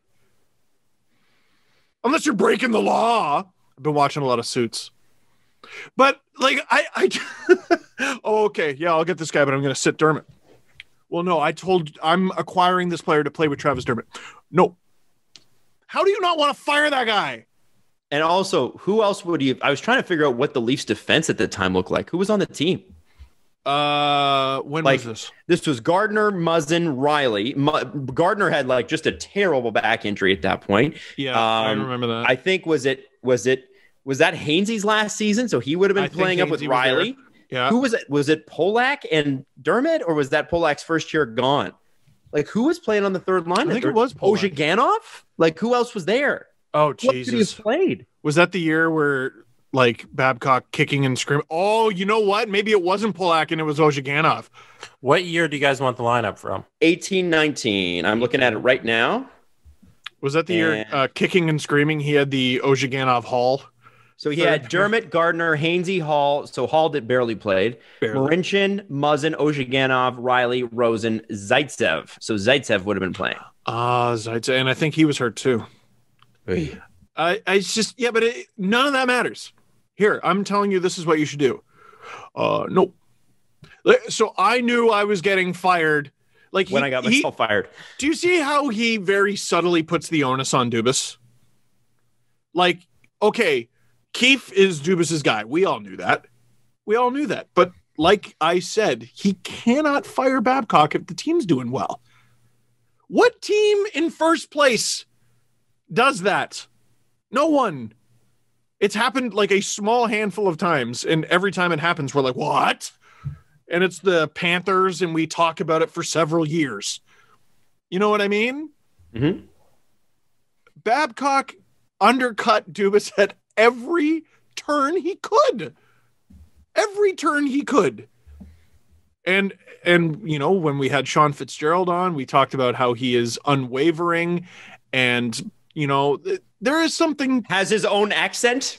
Yeah, it has his own accent, which is wild. And you have to go back and listen to that episode. But where I was going with that, listen, there is something to believing in yourself. There is something to being headstrong. But when you don't listen to anybody else, you're an asshole. And assholes get fired. This isn't a shock. I can't believe we're only a minute in. Keep going. keep going because we're never going to be able to do this. We want to get back to it. No, let's get back to it. Let's do it. All right, we are 43 seconds in. All right. Like half of that was Steve, music. I think you should let him play the clip. Okay. Okay. Let's keep going. Okay. Things that came out after you left the Leafs. I want to give you a chance to clear the air. Just some of the tactics that you used. This, by the way.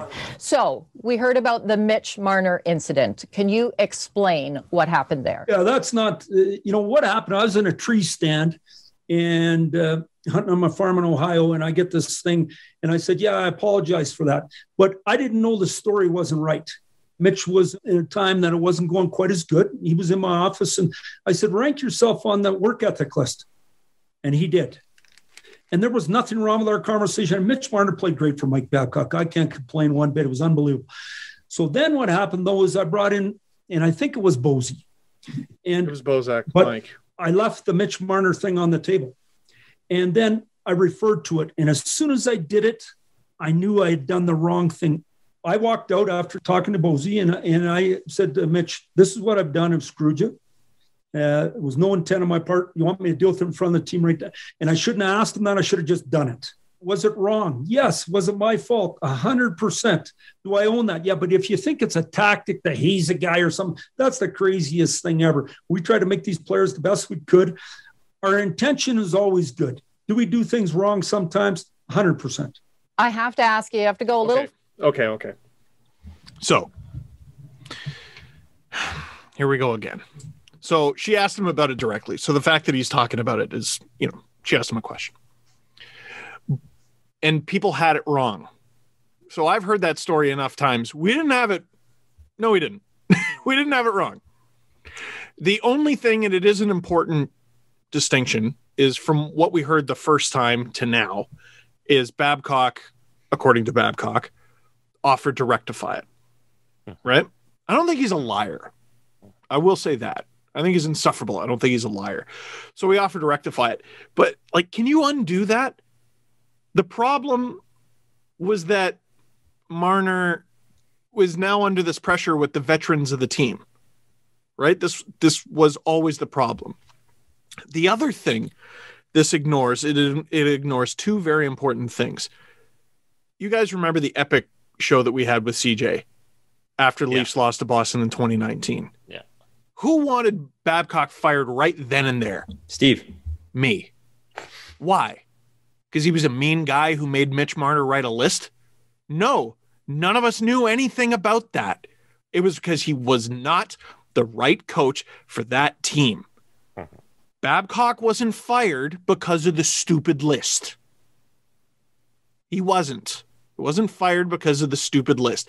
The other thing is the Mitch Marner list thing strikes me as I think it's been identified as a soft target because not everyone's on board with it. Not everyone is on board with the idea that it is bad even. I'm not saying it's us. I'm just saying a lot of people, it's not that bad what he did. Johan Franzen.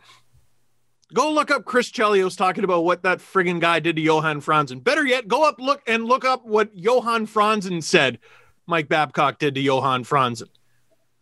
The Modano thing, tip of the iceberg. And I've heard so many stories Steve, tell him, I can't do that to the people who told me. But I've heard so many stories. It's not just that. And it's not even that they're the worst thing in the world. It's that it's the tip of the iceberg. Yeah. We've been hearing stories for a while. So you ever stub your toe once? You ever stub your toe 50 times consecutively? You know what I mean? Yeah. One toe stub in a nutshell is fine. Let's keep going, Jess. Further back your time in Detroit, because again, then things come out, right? And Johan Franzen. So he was quoted in a Swedish newspaper saying, Mike Babcock, great coach, but terrible person, a bully. Yeah. When you think back to some of the tactics you used with him, do you think you went too far? I thought we had a really good relationship. Now, did things not go as good at times? Absolutely. Did I ever in my mind, try to bully anybody. That is the craziest thing I ever heard of. Now, I also, though, didn't even know what mental health was. So anytime someone, whether they work for you, whether you're in a relationship with, feels that, you're wrong. You never want to cross the line. And when you do, you want to own it. And if you do, you should own it. But if you didn't, you shouldn't own that either. Did you reach out to Franson then after hearing? Okay. So you've apologized. No, I reached out to him. He didn't get back to me. In saying that, why. I've coached 34 years. Let's go 20 guys. Let's do the math. Lots of players. I've coached Olympic teams. I've changed goalies. I've coached veteran teams in the Stanley Cup final and scratch guys. You've made people mad. That's reality. You know, I've coached a lot of teams and had a lot of success, and good people have hired me. I didn't have a Zoom meeting with Brian Murray before I went to Anaheim. I went to Detroit. Jimmy Nill was my GM at the 2004 World Championship. They hired me. Steve Yzerman played for me and worked with me 4 years, and he hired me for 2 Olympics. Brendan Shannon hired me after he played for me. Some of this, the smell test doesn't add up. So you dispute some of the things that have come out about It's a non-answer. He didn't answer her question.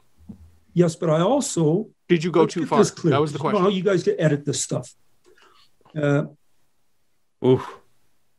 tried my very best to treat people right. I still do. You can't have the family I have and the opportunities I've had without treating people good. Have I crossed a line ever? Absolutely. In saying that, when you get into mental health, that's a way. You crossed the line with Johan. No one ever should be in that situation. So when you cross the line, you have to own that. When you think back at your time in Toronto, how do you look at? All right, so he did sort of. He said he went too far with Franzen, but he said the excuse was, and it is an excuse. Let's not sugarcoat it. And it's not unfair because we've all been guilty of this as well. The conversation about mental health was much different back then than it is now. Oh yeah. Fair? Yes. Oh yeah. That's definitely fair to say. So I can if I am listening to this as trying to be as objective as possible. First off, I cannot stand when people talk about themselves in the third person. I can't. Oh my God, when he says Babcock, Marner played great from Mike Babcock. Oh. I mean, he's not the only person I've ever heard do it, but it's it's the ultimate sign to me of ego. It is. I'm sorry. It's just annoying. It's a pet peeve of mine. Far enough back into my head, you know? Yeah. So I'm trying to be fair to him on that. And he said, so when you do that, you own it or whatever. And he didn't. And he says he reached out to Franzen, and he said Franzen didn't reach out back. And, you know, but he also said, I've been a coach for years and people are going to be mad at me. And yes, so all of those things are true. I think the real issue here is he has a problem with people saying, well, maybe he's just not the best guy. And the one thing that, and maybe there's a big secret cabal of hockey players that you know, I don't hear this said about every coach. Bad guy.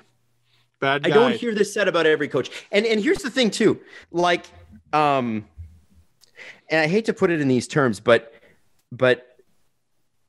it's easy to be a bad boss and a good person to your family. Both are possible. Yeah.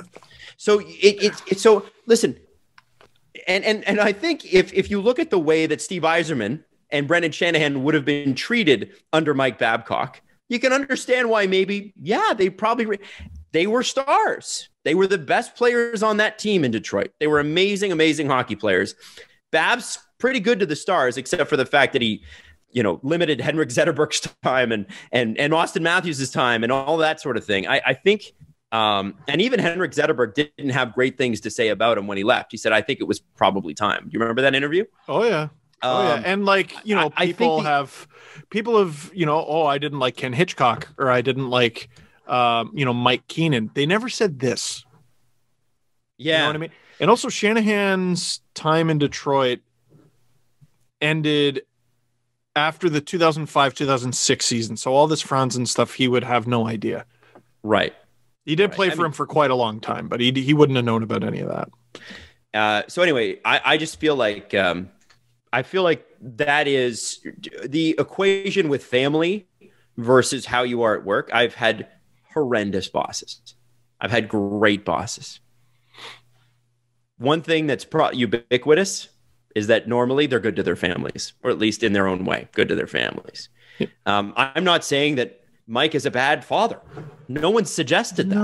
No. And no one has suggested that he is an evil guy. But the tactics he used were so aggressive sometimes. Like, remember when Mark Frazier came out and tweeted about him when he was fired? And I remember going on the show and being like, he did? Mark Frazier, you played for him for like 3 seconds. Like, what are you talking about? It was like a preseason game or something. What's Mark? Why is there? And I said at the time, why is there this pile on Mike Babcock? And then the Marner story comes out, and then the front and all the other stories start coming out. Well, it was weird. Yeah, it was weird at the time because we didn't know. But I think it's unfair of Mike to say, I wouldn't get these great opportunities if I wasn't a good guy. There are plenty of shitty people who get amazing opportunities. Incredible. Donald Trump was the fucking president, man. Like, that's a pretty good opportunity for one of the world's shittiest human beings. It's crazy. So I don't, and then don't tell me that because you're good to your family, that you were good to your players. Yeah. And I think everybody knows. Everybody knows. And after 30 years of coaching, Mike, you know you screwed Mitch. So if that story is what you say it is, then you should not have gone up to Mitch Marner and said, I screwed you. Should I address this? You just address it.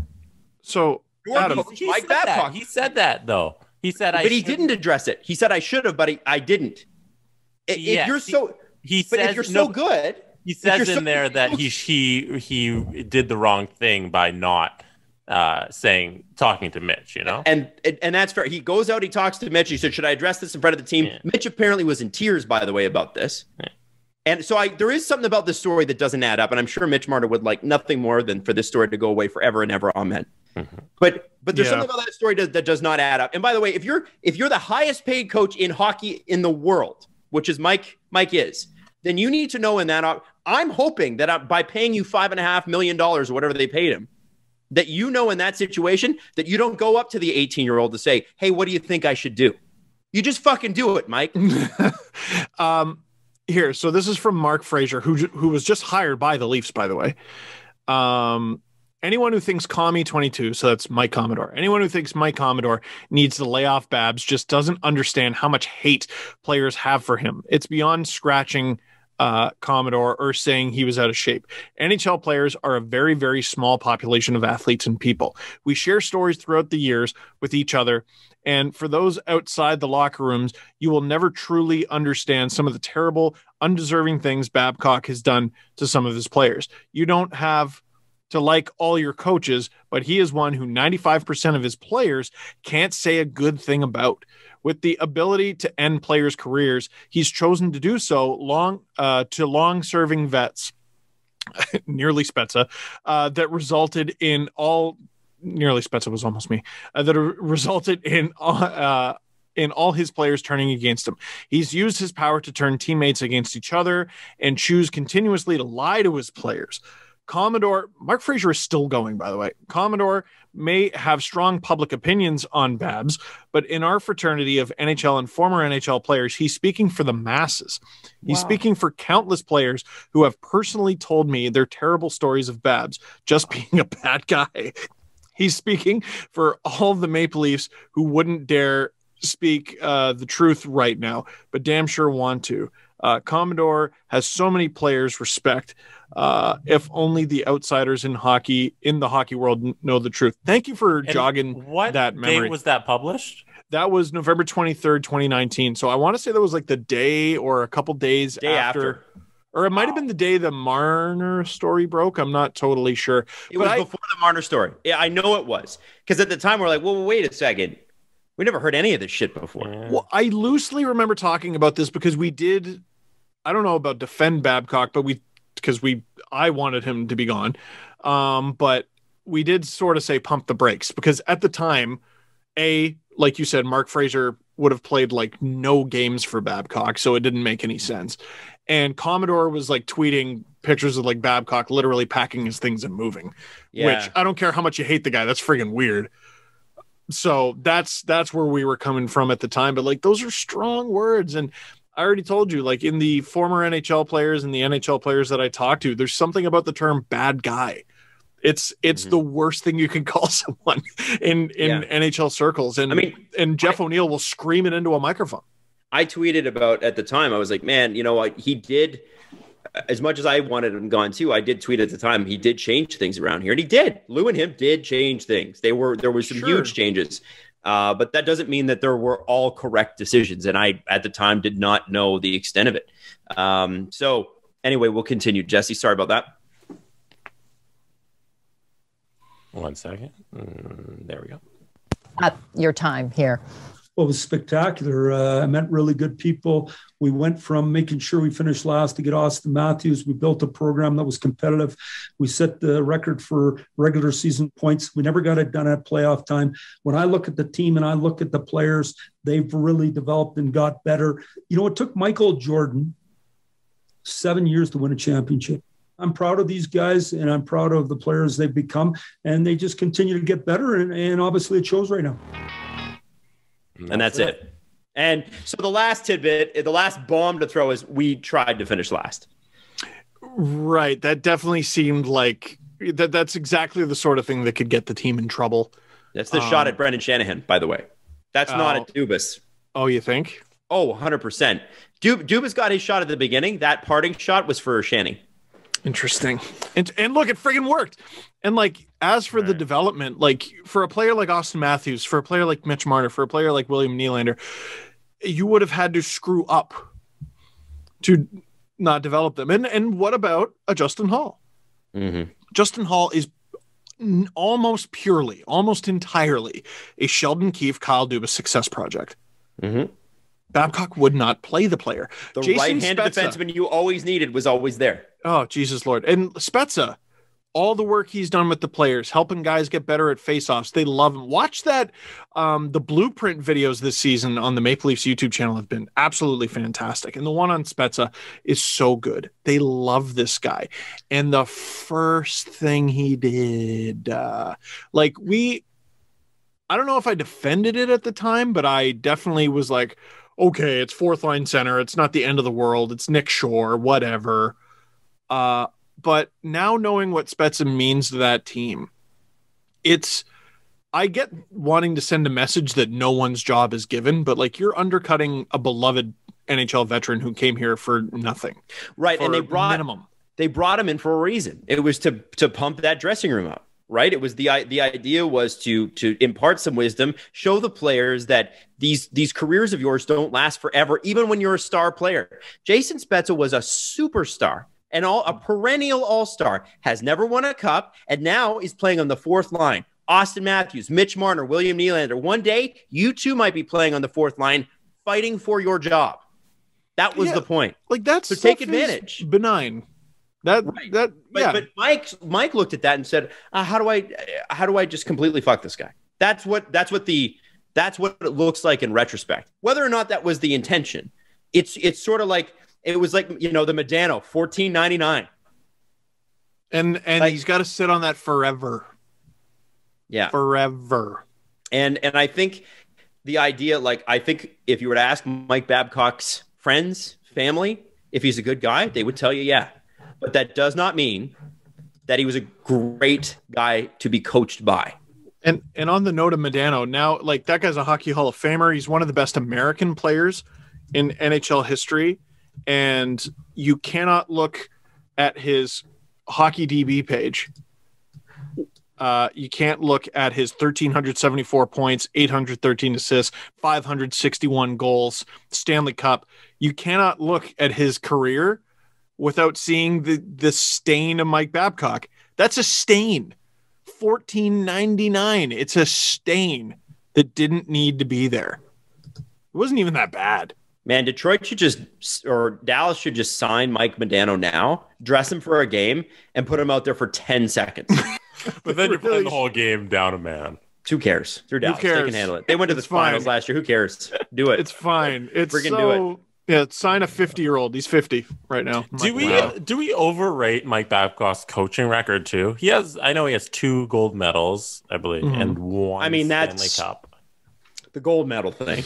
The gold medal, you're coaching Team Canada. It's not the hardest thing to do in the world. And he has 2 Stanley Cups, but like the Stanley Cup appearances, the first one happened in the first season he was a head coach with Anaheim. Yeah. He's got 3 appearances, 1 win. Right. He went, and then the appearances all happened in the 1, 2, 3, 4, 5 first 6 years of his career. And at the end of, I guess his NHL coaching career is over. I don't know what's going to happen next, but he hasn't won a playoff round since 2013. You know, that's the end of his legacy. Is I made the second round with Detroit in 12-13, and then after that, never won a playoff round. The problem isn't, we don't need to take anything away from him. We don't need to take away any gold medals, any Stanley Cups. Oh. It's adding. Like, so if I'm an NHL team right now and I'm looking at bringing a coach on board, and I'm thinking of Mike Babcock, I have to know that I'm bringing on a guy that did win a long time ago, but much more recent. Yeah, but much more recently hasn't won shit. Right. Much more recently hasn't been to the second round. And yeah, there was that one year that you tried to finish last. Okay, there, Mike. Like, yeah, there was that, but like the whole reason. Remember, I wanted this guy gone before I knew any of this shit. Because he wouldn't, as a coach, he wouldn't play the right players to win games. Like the simplest thing, a form of a coach is just putting the right guys on the ice, and he wouldn't do that properly. You know, and you know what Mike Babcock hasn't had to do for a very long time? Win someone over. Like he could have won Kyle Dubas over. And I know what they said publicly, and I support Kyle and I support Mike. Shut up. Like, you have to do that. You can't be like, yeah, well, you know, Mike doesn't play any of the players I give him, but other than that, he's a good coach. Like, you can't just say that outwardly. Yeah, Steve, I really like reinforcing your point that he wasn't fired because he's terrible with people. Like as apparent in all these interviews, he's just a terrible people manager. He was fired because he was a bad head coach by the end of it. Yes. Yeah. So the team was going to miss the playoffs. They were literally going to miss the playoffs. I mean, ultimately they did, but that's their own stupid fault because they couldn't score against Columbus. They did, but they would have made the playoffs. But he was poor at his job. That was it. And remember though, the conversation we had with CJ, they played Boston tight in Game 5 and won. And that's why he wasn't shit canned, or part of the reason why he wasn't shit canned. You give Sheldon Keefe.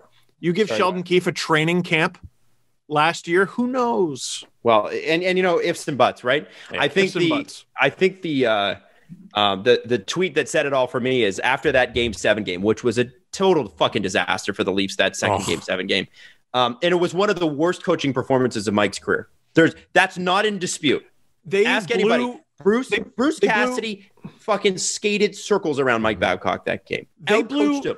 Out of the 3 Game 7 losses to Boston in recent memory, they allowed 7 goals in one of them, blew a 4-1 lead in another, and the third one was actually their worst performance. Yes, because they didn't score. The 5-1, it was 4-1 game. At least they had 4. And they were overplaying where they should have been. Yeah, like, they were over. They overcame a 3-1 deficit. Yeah. And then Babcock's first go against Boston, they overcame a 3-1 deficit. They were up 4-3 heading into the third. I'm sure I don't need to rehash all that. The Game 7 in 2019, they never had a shot. No. From the moment the puck was dropped. He ensured that. Yeah. Yeah. And we're starting. They played a tight Game 5 in Boston. What about the shit show that was Game 6 in Toronto with home ice advantage? And on shorthanded. It was done after that stupid series, and they let it go. And you're putting Zach Hyman, shorthanded with one knee against Patrice Bergeron, shorthanded. Remember that? Oh, I remember that. The Leafs had the fucking balls to put Zach Hyman, who never takes faceoffs, against Patrice fucking Bergeron and the Boston Bruins. Are you nuts? Like, and that's, and then Sid Sixero tweeted, he said, this will be the last game that Mike Babcock coaches in Toronto. And it wasn't, but it probably should have been. It 100% should have been. So anyway. But the GM didn't want him. We're going to GM doesn't want you. I promise you he can fire you. Yeah. We're going to leave that for now. I think we're done talking about this. And if anybody else wants to run any more stuff on Mike Babcock, I don't think there's anything else to learn. Mike thinks he's a good guy. To certain people, he will be. But, you know, he treats his family nicely. He's good to his kids and his wife. Yeah, good. I hope so. Giving him the chance to defend himself, I mean, whatever. But the idea that these things that came out after he was fired are the reason he was fired or won't be hired now, that's asinine. That's ridiculous. He deserved to be fired by the Leafs long before we learned any of this. That's right. Now, before we kick off the press conference, I would like to take 2 minutes. 2 minutes to say thank you and au revoir to Tim and Sid. Working together. Their last show is tomorrow. That's February the 26th. I highly encourage you tune in. This is two guys that lost their show on a third-ranked Canadian sports network. But by the way, we can barely support two Canadian sports networks. Imagine having a third. Well, we did for years. And Tim and Sid started on the air together. And Sean Fitzgerald does an incredible job of actually breaking this down for The Athletic. Encourage you to read that. That's a great story. But after 20 years, these guys were like, they took them off the air for budgetary reasons because the Score literally made no money. And then they're like, well, why don't we just do a podcast? And Sid didn't even know what a podcast was. And then this podcast grows and grows and grows, and people absolutely love them. And in 2011, Don Collins, who we all know, hired them. And I actually know the story is it was relayed to me by Julie Adam, who is now the head of Rogers Sports and Media. And I hope she doesn't mind me speaking out of turn here. But the story goes from the inside that Don Collins went to her and said, hey, Julie, I want to hire these guys to do mid-afternoons on The Fan. And she was about to jump on a plane because when you're, the head of a radio company that's a national company, you're flying everywhere. And Julie got on a plane, and she got off the plane after listening to their podcast, and she said, they're not going to swear like that on our station, are they? And but she obviously heard it then, as we have heard it for years, and they had their whole campaign, I'm a Tim and Citizen. They had incredible launch. There's so many great memories along the way. And Jesse, I'm going to throw it to you in just a second, but we just want to say to two men who have been so incredibly gracious and wonderful to us personally and have provided years and years of entertainment and someone to look up to, we are going to miss Tim and Sid together. Both of you, we love you. Jesse, I'm going to let you take it away because you worked on the show. Yeah. I'm always going to, until somebody comes along and surpasses them, I'm going to call it the greatest run in Canadian sports media history. Because those two guys together, from how you described it, from starting at the Score to where they ended up doing radio and TV at Sportsnet, nothing in sports media in Canada has ever surpassed that. And I don't think just the way the medium works now, I don't think it ever will. Because those platforms, you're not gonna, they don't exist. Or they're already built. Getting on TV, getting on radio, starting that podcast when podcasts weren't really a thing, and then them building that brand. It's unbelievable what they've been able to do together. And Tim always called it edutainment. And I think they were the masters at that and still are, until tomorrow, I guess, at the end of the show. But they were the perfect blend of educating you and entertaining you and being legitimately hilarious and informative and giving you everything you want out of a sports show. And they're the two most talented broadcasters I've ever seen in person, work their magic. And the people who worked on that show are unbelievable. And the company they kept around them has always been so tight. A lot of their producers who work on their show at Sportsnet came from their days at the Score. Wow. They kept those guys around because they know the talent that they have around them. But those guys are the center of everything. And it's just congrats to them on, like I said, the greatest run in Canadian sports media history. And Tim's going to have a great time, I know, doing this, whatever comes next. And Sid's going to have the greatest time in the world on breakfast television. So, we love them. It's going to be Tim and Friends, by the way. Tim will continue on, and there'll be a rotating cast of guests. Mm-hmm. Very nice. So Adam was talking about the three sports entities in Canada back when the Score was its own thing. And to give you an idea of the hill that they had to climb. So I was an intern, And I remember turning on the TV one day as an intern at The Fan, which is now Sportsnet Radio, and looking up and seeing Tim Sid and going, "Oh, Alex has a brother?" Alex Sixero was the Sixero I first knew of. Oh, wow.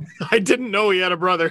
And then I see him on the score. I'm like, who is this guy? Yeah, I watched them, and I think Darren Dreger was on the score at one point, and Elliot Friedman for sure was on the score at one point. Was, yeah. Cabby was on the score. Like, I watched all those guys. I watched the score.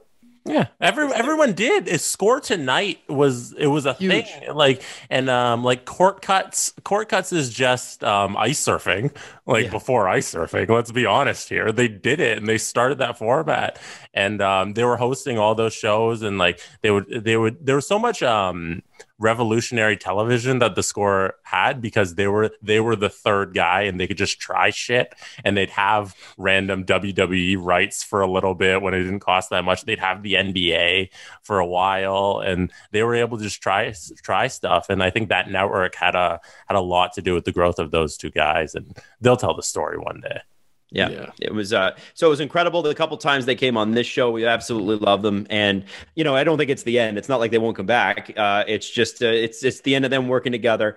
And as happy as we are for Sid, and as happy as we are for Tim, we're sad to see him split up, because we love the two of them together, and I think that's fair, right? It's sad to see anything from your childhood end. Yeah, I don't think they'd be happy knowing that I worked there, and it was probably some of the most fun I've ever had over the course of 8 months. And but I watched them when I was a kid, you know, and then I was their employee.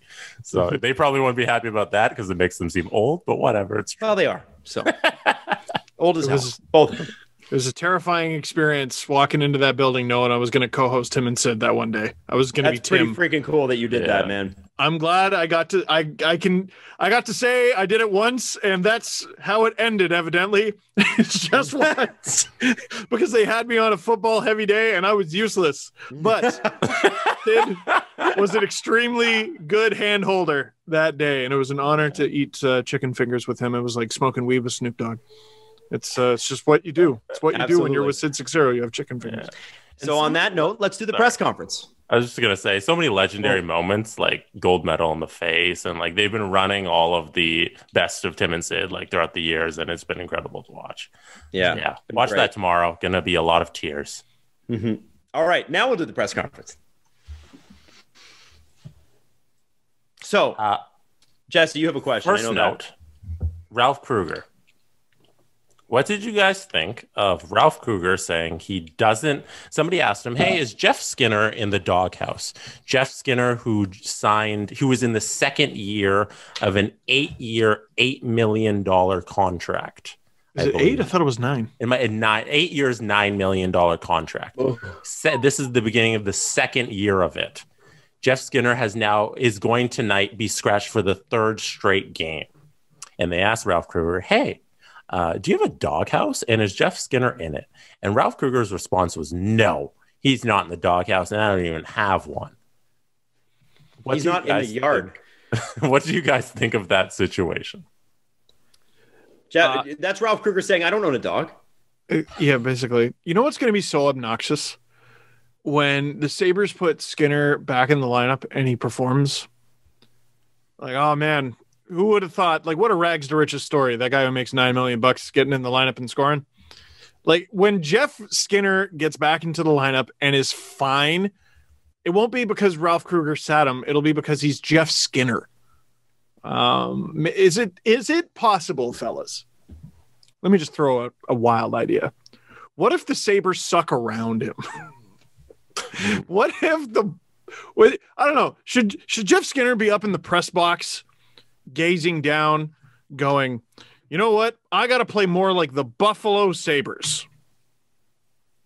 Play Jeff Skinner. Ownership should be, listen, he's scratched again, you're fired." That's what it should be. What if he's not $9 good? million? You have to make it work. How are you going to find out if he's not good? A $9 million player, I see that he's got 1 assist in 14 games. It's not going good. And last year wasn't great either. He's also not playing. He's like, when you put him on the fourth line, what do you expect? You put a $9 million player in a position to succeed. And I also have to throw this out there. Ralph Kruger was coaching soccer before he got the Sabres head coaching job. Have we forgotten that? Yes. Is that true? And they're like, it's made him a better coach. No, guys. Ralph Kruger. What level soccer? I don't know. Like, it's like, who? Honestly, Jesse, even if it was EPL, would you care? Like, I would. If he was the manager of Manchester United and then was the head coach of the Buffalo Sabres, I feel like that would be important. So he's what if he was Brighton? Would you care as much then? Or Leeds United? Liverpool, maybe? He's written Liverpool's a book called good. Team Life. He wrote a book called Team Life, Beyond Setbacks to Success. The book he authored in German, also translated to French, was devoted to handling problems in life and became a bestseller. Here's a guy that had no success in Edmonton, didn't coach hockey, and then got hired by the Sabres. What do I need to say? And now he's sitting the guy who did perform well enough to get a $9 million a year contract. And then has the gall to say there's no doghouse. Ralph. Jesse, you're not going to be here next year, man. You're not. Guess who wins this battle? Jeff Skinner. They're not going to buy him out. You're fucked, dude. You're gone. Goodbye, Ralph. Maybe he just doesn't care. Here's the thing. If you got, here's when Bruce Boudreau sat Alexander Ovechkin, which ultimately cost him his job. You could say at the time, hey, well, at least Bruce has got some success to back it up. Guy wins a lot of games, maybe not in the playoffs, but they always do really well in the regular season, always near the top of their division. What does Ralph Kruger have? Shitty Oilers, shitty Sabres, a book. Hey. I don't like the stank you put on that, actually. Nothing wrong with what soccer team did he coach? Steve, in your profession, you're very successful. There's a difference. Wow. So he was coach of the Oilers for literally just the lockout shortened season. And then he left them and then switched to soccer. This is from his Wikipedia page. In 2014, Kruger made a switch from ice hockey to soccer, becoming director of Southampton in February 2014. Shortly after he was appointed chairman of the club, he was dismissed April 12th, 2019. He was already set to leave. So in the middle of him being with Southampton, I guess, he coached Team Europe to the final of the World Cup of Hockey, which I'm thinking hockey people put way too much stock in. That's the World Cup. Sum of Europe. Here. That was the Sum of Europe team, right? Sum of Europe. World Cup. The boring ass team. The North American team should have won. Really, that would have been fun. Sum of Europe was boring. He's a popular guy. Here's the thing about Ralph Kruger. But what? That's the thing that all the journalists say. Well, the team, that's what they said this offseason. Well, the Sabres were ass last year. But boy, do those players love Ralph Kruger. Fucking who cares? Okay, but is he good? Exactly. And the thing is, we just got finished talking about Mike Babcock saying, he's had some success, but the players hate his guts. And that counts for something. But the thing I'm trying to say is this guy literally has nothing that suggests that he can win at the NHL level. And now he's sitting a $9 million player. You're gone, Ralph, and you're gone in the next week or so. Adam. Keep doing this, man. Jesse. 2 years ago, when we wore the orange jerseys at the Easter Seals Celebrity Hockey Classic, did you guys have a good time? Yeah, I had a great time. Was I fun to play with? Yeah. Did we win a game? No. Not until I got my buddy who's like a goalie ringer, and then we won. Yeah, the next year we won 2 of 3. And because we relied on him. Oh, yeah. He was our Felix Potvin. Oh, my God. Oh, thank you for acknowledging Felix Potvin supremacy. But, yeah, I'm not getting that, man. I'm not getting that. I'm not getting how, because you have to salvage a player like that. You do. And I don't understand how you're going to salvage him from the press box. How is he going to get better from there? And, I got to be wondering, who's their GM again? Kevin Adams. I got to be wondering what he's thinking, he clearly brought Eric Staal to Buffalo for a reason. And I got to be wondering if he's like, oh, cool. What did I do that for? Kevin Adams didn't hire Ralph Kruger, though. I don't think. Oh, interesting. I don't know who did. There's so much turnover in Buffalo. You can't keep up. Who was their previous general manager? He was there for 3 seconds, and then it was Tim Murray. Jason Botterill. Botterill hired Kruger, I'm pretty sure. So I think Ralph Kruger's as good as gone. Now, it might just be that the Pegulars are like, fuck you guys. We're not paying for another coach while another one sits. So you're stuck with Kruger this year. Okay, so you're stuck paying for a $9 million fan. You sitting there, and okay, you don't have any fans in the stands, and you got Jeff Skinner. And by the way, people can go to Buffalo Sabres games pretty soon here. I know that in New York State they're allowed, so you actually could go.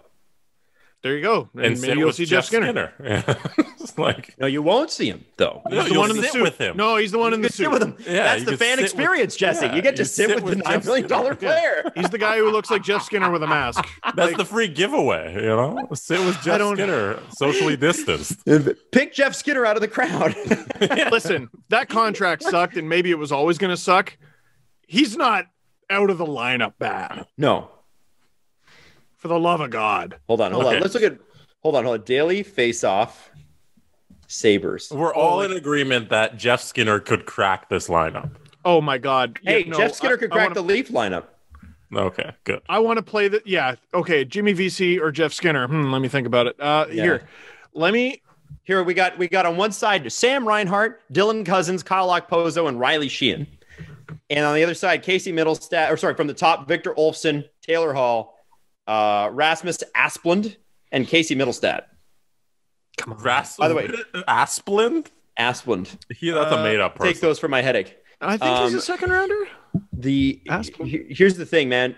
Taylor Hall's not even playing with Jack Eichel.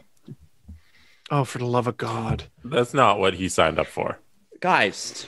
Taylor Hall signed up to not score. Ralph Kruger needs to go. Like it's honestly, it's rearranging deck chairs on the Titanic with the Sabres. Like they are going down, but to at least make them somewhat competitive, play your best players together.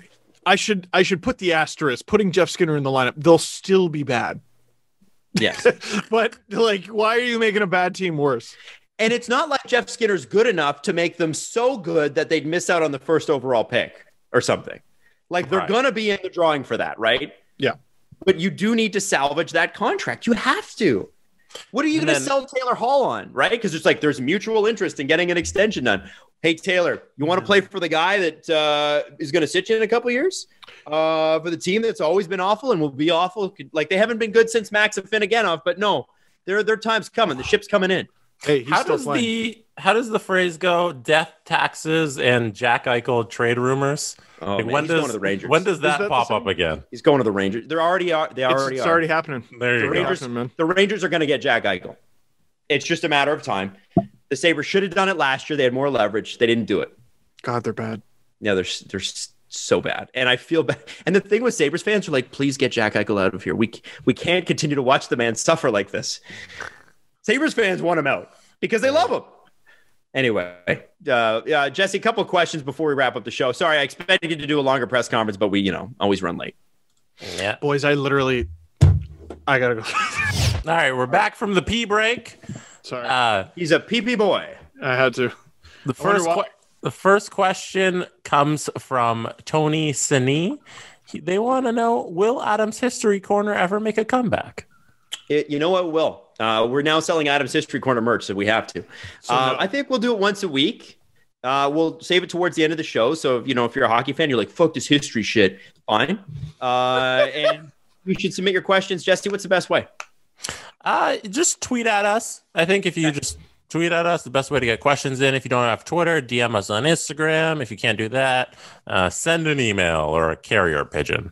Or get on social media. Those are extinct after World War I, Jesse, but thank you. Next question comes from Juan Estevez. Will full face masks ever become mandatory in the NHL to prevent injuries like what happened to Muzzin? I was thinking that, actually. Yeah. I think so. Probably. Well, because what is the argument against it? Like, I agree. There is a line that eventually has to be drawn. Like, okay, you can't just walk around in sumo suits and bubble wrap. But the best argument for not is guys don't like it. Like Craig McTavish didn't like wearing a helmet. Yeah. You know what I mean? There are players in today's NHL who would gladly not wear a helmet. Yeah. Oh, of course. And it's a masculinity thing, I think, mostly. This whole nonsense about not being able to see the puck. These guys, give me a fucking break. These guys are so good that they could do it with their eyes closed. These guys are so good. And the thing with Muzzin is that, like, okay, so now he's broken a bone in his face. He's coming back with a full shield anyway. When he does come back, he'll play like Jake Muzzin. But you've lost Jake Muzzin for something stupid. And at a certain point, a team's got to look at that and say, we can't keep losing key players like Jake Muzzin. Remember what happened to the Leafs when Muzzin went down against Columbus? Toast. Fucking toast. You're done. I forgot that. I just keep thinking about stupid guy shit. This is stupid guy shit. No, but like, the first guy to wear, like, those little plastic shot blockers. Yeah. The first guy took shit. you just know the first guy who wore them took shit. Well, and looking at Austin Matthews last night, I'm like, so help me if he's broken a bone. Put them on. Is it that hard? Does it change the way you skate? No, it doesn't. Give me a fucking break. I want to say it was when Phaneuf got that slice in his leg. Yeah. And shortly after, I had to interview some members of the Canadian World Junior team, and I was talking to them about that. And I think it was Braden Shen. He's like, you know what? I don't like it that much, but I'm not taking any chances. So he's wearing the Kevlar on his wrists and, wherever else you put it. They have the Kevlar pants now. And, a few years ago, I'm hot enough as it is. I'm not going to wear that. Okay, well, hope you don't get sliced then. Like, yeah. I don't know. I agree. Like, eventually you're going to have to draw a line, but I don't know. Is this it? Really? Like, you saw what happened with, like, Richard Zednik, and we're still like, yeah, but I don't like it. Yeah. Or I don't like the neck thing. Yeah. It's wild to me that to me is the big one. I'm very surprised that's still not a thing. Yeah. Well, neck guards, a fabric neck guard like what I wore, is really just to protect against skates, man. Yeah. I think what would help is if you're going down to block a shot and you got a full face shield, all you have to do is tuck your chin and you're fine. And that's you still probably get your bell rung, but you won't break your face. Exactly. And I think you'll hear some bitching and then they'll get over it. All right. Safety first, people. Oh, we got this one. No, it's performance first. I want Jake Muzzin in the lineup, please. Right. Like, okay, you know what, Jake? How about next time, don't play with any gloves? You want to be a fucking man? Play without no gloves. Yell at Jake Muzzin. We don't know how he feels. Let's play. No, you know what? Just play with your bare hands like a man, like they did when they played the sport. I know. I love Jake Muzzin. It's not Jake's fault. Well, and like, I don't think Simmons wears Simmons does wear a visor. I think it's Bogosian doesn't. And I want to say Lucic doesn't. Like, there's something old school looking about it. Sure is dumb. Put on a visor, you idiot. Just put it on. Like sure is dumb. Guys, no, he's old school. He's a man. No. Well, I've never played with one. And okay. Yeah. You know who wears a fucking full mask? Tom Brady. Tom Brady wears a full, like, all football players wear that. Yeah, I think if Tom Brady could wear no equipment, he probably might take it. He'd be like, I don't eat mushrooms. I'm strong. Thank you. Tom Brady's a weird dude. Just get on the field dressed as a strawberry, and that might be my favorite. My favorite meme of all time is, man, Tom Brady would be so cool if he wasn't so fucking weird. He's fucking weird. It's so weird. It's true. Yeah. It's true. There's something a little off about him. He's weird. But... Yeah, and it's like almost like Boston collectively got to say, okay, he's really strange, but we miss him. You know what I mean? They can finally be like, all right. Yeah. When he went to Tampa. Know, but shut up. Shut up. He kept winning. Yeah. Anyway. Greatest athlete of all time. One of them. One of the greatest athletes of all time. Anyways, we got this question twice from David Schumann and Simon Hunt. They both pointed out that Michael Hutchinson now has the best save percentage out of all three goalies that have played for the Leafs this year. Now, this question isn't really about Michael Hutchinson. Do you guys foresee a goalie controversy with Frederick Anderson and his play, and Jack Campbell and his play, and Michael Hutchinson and his great play? Is there a goalie controversy brewing in the six? No, it's a goalie solution. The goalie solution is you have three good ones, or at very least two. Does anybody have to clear waivers to go back onto the taxi squad? Good question. Because goodbye, Michael Hutchinson. Yeah, Hutch might. Because it's an injury situation, so I'm not sure. They got to do something about that. And the Leafs are being punished too. The Leafs are being punished for doing hockey good. So they did a good thing this summer, and they signed 2 men who willingly put pen to paper to join their team. Michael Hutchinson and Aaron Dell. Both of them willingly were like, yes, I will take lots of money to come and play for your hockey team. Thank you. Right? Then Dell gets put on waivers. And you know what waivers is for? To give guys a chance to play as much as they can in the NHL. And thank goodness for that, because Aaron Dell has played 1 AHL and 1 NHL game this season with the New Jersey Devils. You know who's played 3? Michael Hutchinson. Aaron Dell would have played at least 3 NHL games by now. Waivers isn't working this season. Oh, and if a goalie does get put on waivers, the Leafs are going to be the last team to have a kick at the can, because they're in first place, and that's how the order of the waiver wire works.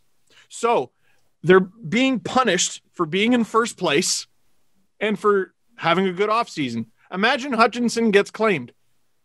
Then you either got to claim, no terrible goalies are getting put on waivers anymore. It's too far into the season, so you're going to have to trade. The Leafs are being actively punished for their success. Well, I speak on behalf of the other 30 teams when I say boo fucking who, Leafs. Take out the Leafs and just do everything that I just said, but take out Leafs and put Minnesota Wild or some shit. It's dumb. It's a dumb way of doing things. No, listen, if it happened to the Coyotes, then the NHL would do something. There you go. That's when you see some action. So then, man, the Coyotes are in trouble. Gary Bettman gets his cape on. Don't worry, I'm coming. All right, one more question, Jesse. One more? Oh, fun. Yeah, let's just fucking do it. Let's go. Let's do it. Sorry, I lost my questions. I am pulling them up. Look at this guy losing his questions. Steve, this is a quick question for you. Did you name, this is from Adam Steiner. He said, did you name today's LFR Red Dead Nylandemption? Red Dead Nylandemption. And he says, is that your worst LFR title of all time? No, it's actually my best. Ooh. Because that's what you got? Listen, you've known who I am for a very long time. And it weren't us who changed. That's Red Dead Redemption, you see. I've never played it. Oh, it's a very good game. You didn't see it. It's what I used for the title of today's LFR. Red Dead Nylandemption. You see, not everybody's into those types of games. So not everyone's into one of the most popular video games in human history. You're right. Not everybody's into it. Tough night for Anthony Stewart last night, eh? Well, because all the Nylanderthals. Yeah, how dare he? He's coming for you, Jesse. What the hell? I know. I thought Stewie was cool. And then he goes on national television and he calls everybody who's a Nylander fan Neanderthals. And then now he's got to eat crow. Like, okay, you deserve it. But he would say, see, this is what he hasn't been great for the last 5 games in summary. There's always a way to say William Nylander is not good. It's always wrong, but there's always a way. I think he's greatly enjoying your hatred. Oh, absolutely. Yeah. Oh, I think he loves his mentions. You get that. You said that you see his face and he's just like, yeah, here we go. Yeah. Thank you for that. Yes. The always easily rattled Anthony Stewart. When I think of easily rattled, I think of Anthony Stewart. Everyone save your breath. I like Cassie Campbell better anyways. So yeah. Wow. So, I'm looking at the smartest people on that panel. I'm definitely not looking at Stewie. Whoa! Let's pit the panel against each other. Yeah. Elliot Friedman. Love, marry, kick off the panel. Who do you choose? Let's go. I would love to see heel turn Elliot Friedman. Sources say you're an asshole. Yeah, exactly. Anyway, no, I like it. I like it when Justin Bourne's filling in on Hockey Central. Whoa, that's when the show's at its best. No, it's not, because then he pulls out all of his stupid numbers. Yeah. Get out of here. Just stats nerd. A world full of nerds. I'm with Stewie. He played. I'm with him. No, he played the game. Yeah. I played poorly too. Wait, how do you say it, Jesse? What? You play the game. Played the game. Oh, I played the game. Played the professional hockey. I think it's good. Here's my take. You guys are all Neanderthals. Guys, I have to, so I'm gonna leave. But you guys can continue this as long as you want. But I love you, Adam. I'm gonna leave. And our show picks up again on Monday. Yeah, man. I'm on the radio. See you later. I like Rick. The Steve Dangle Podcast. Follow the guys on Twitter at Steve_Dangle, at Adam WYLDE, and at Jesse Blake. Connection complete.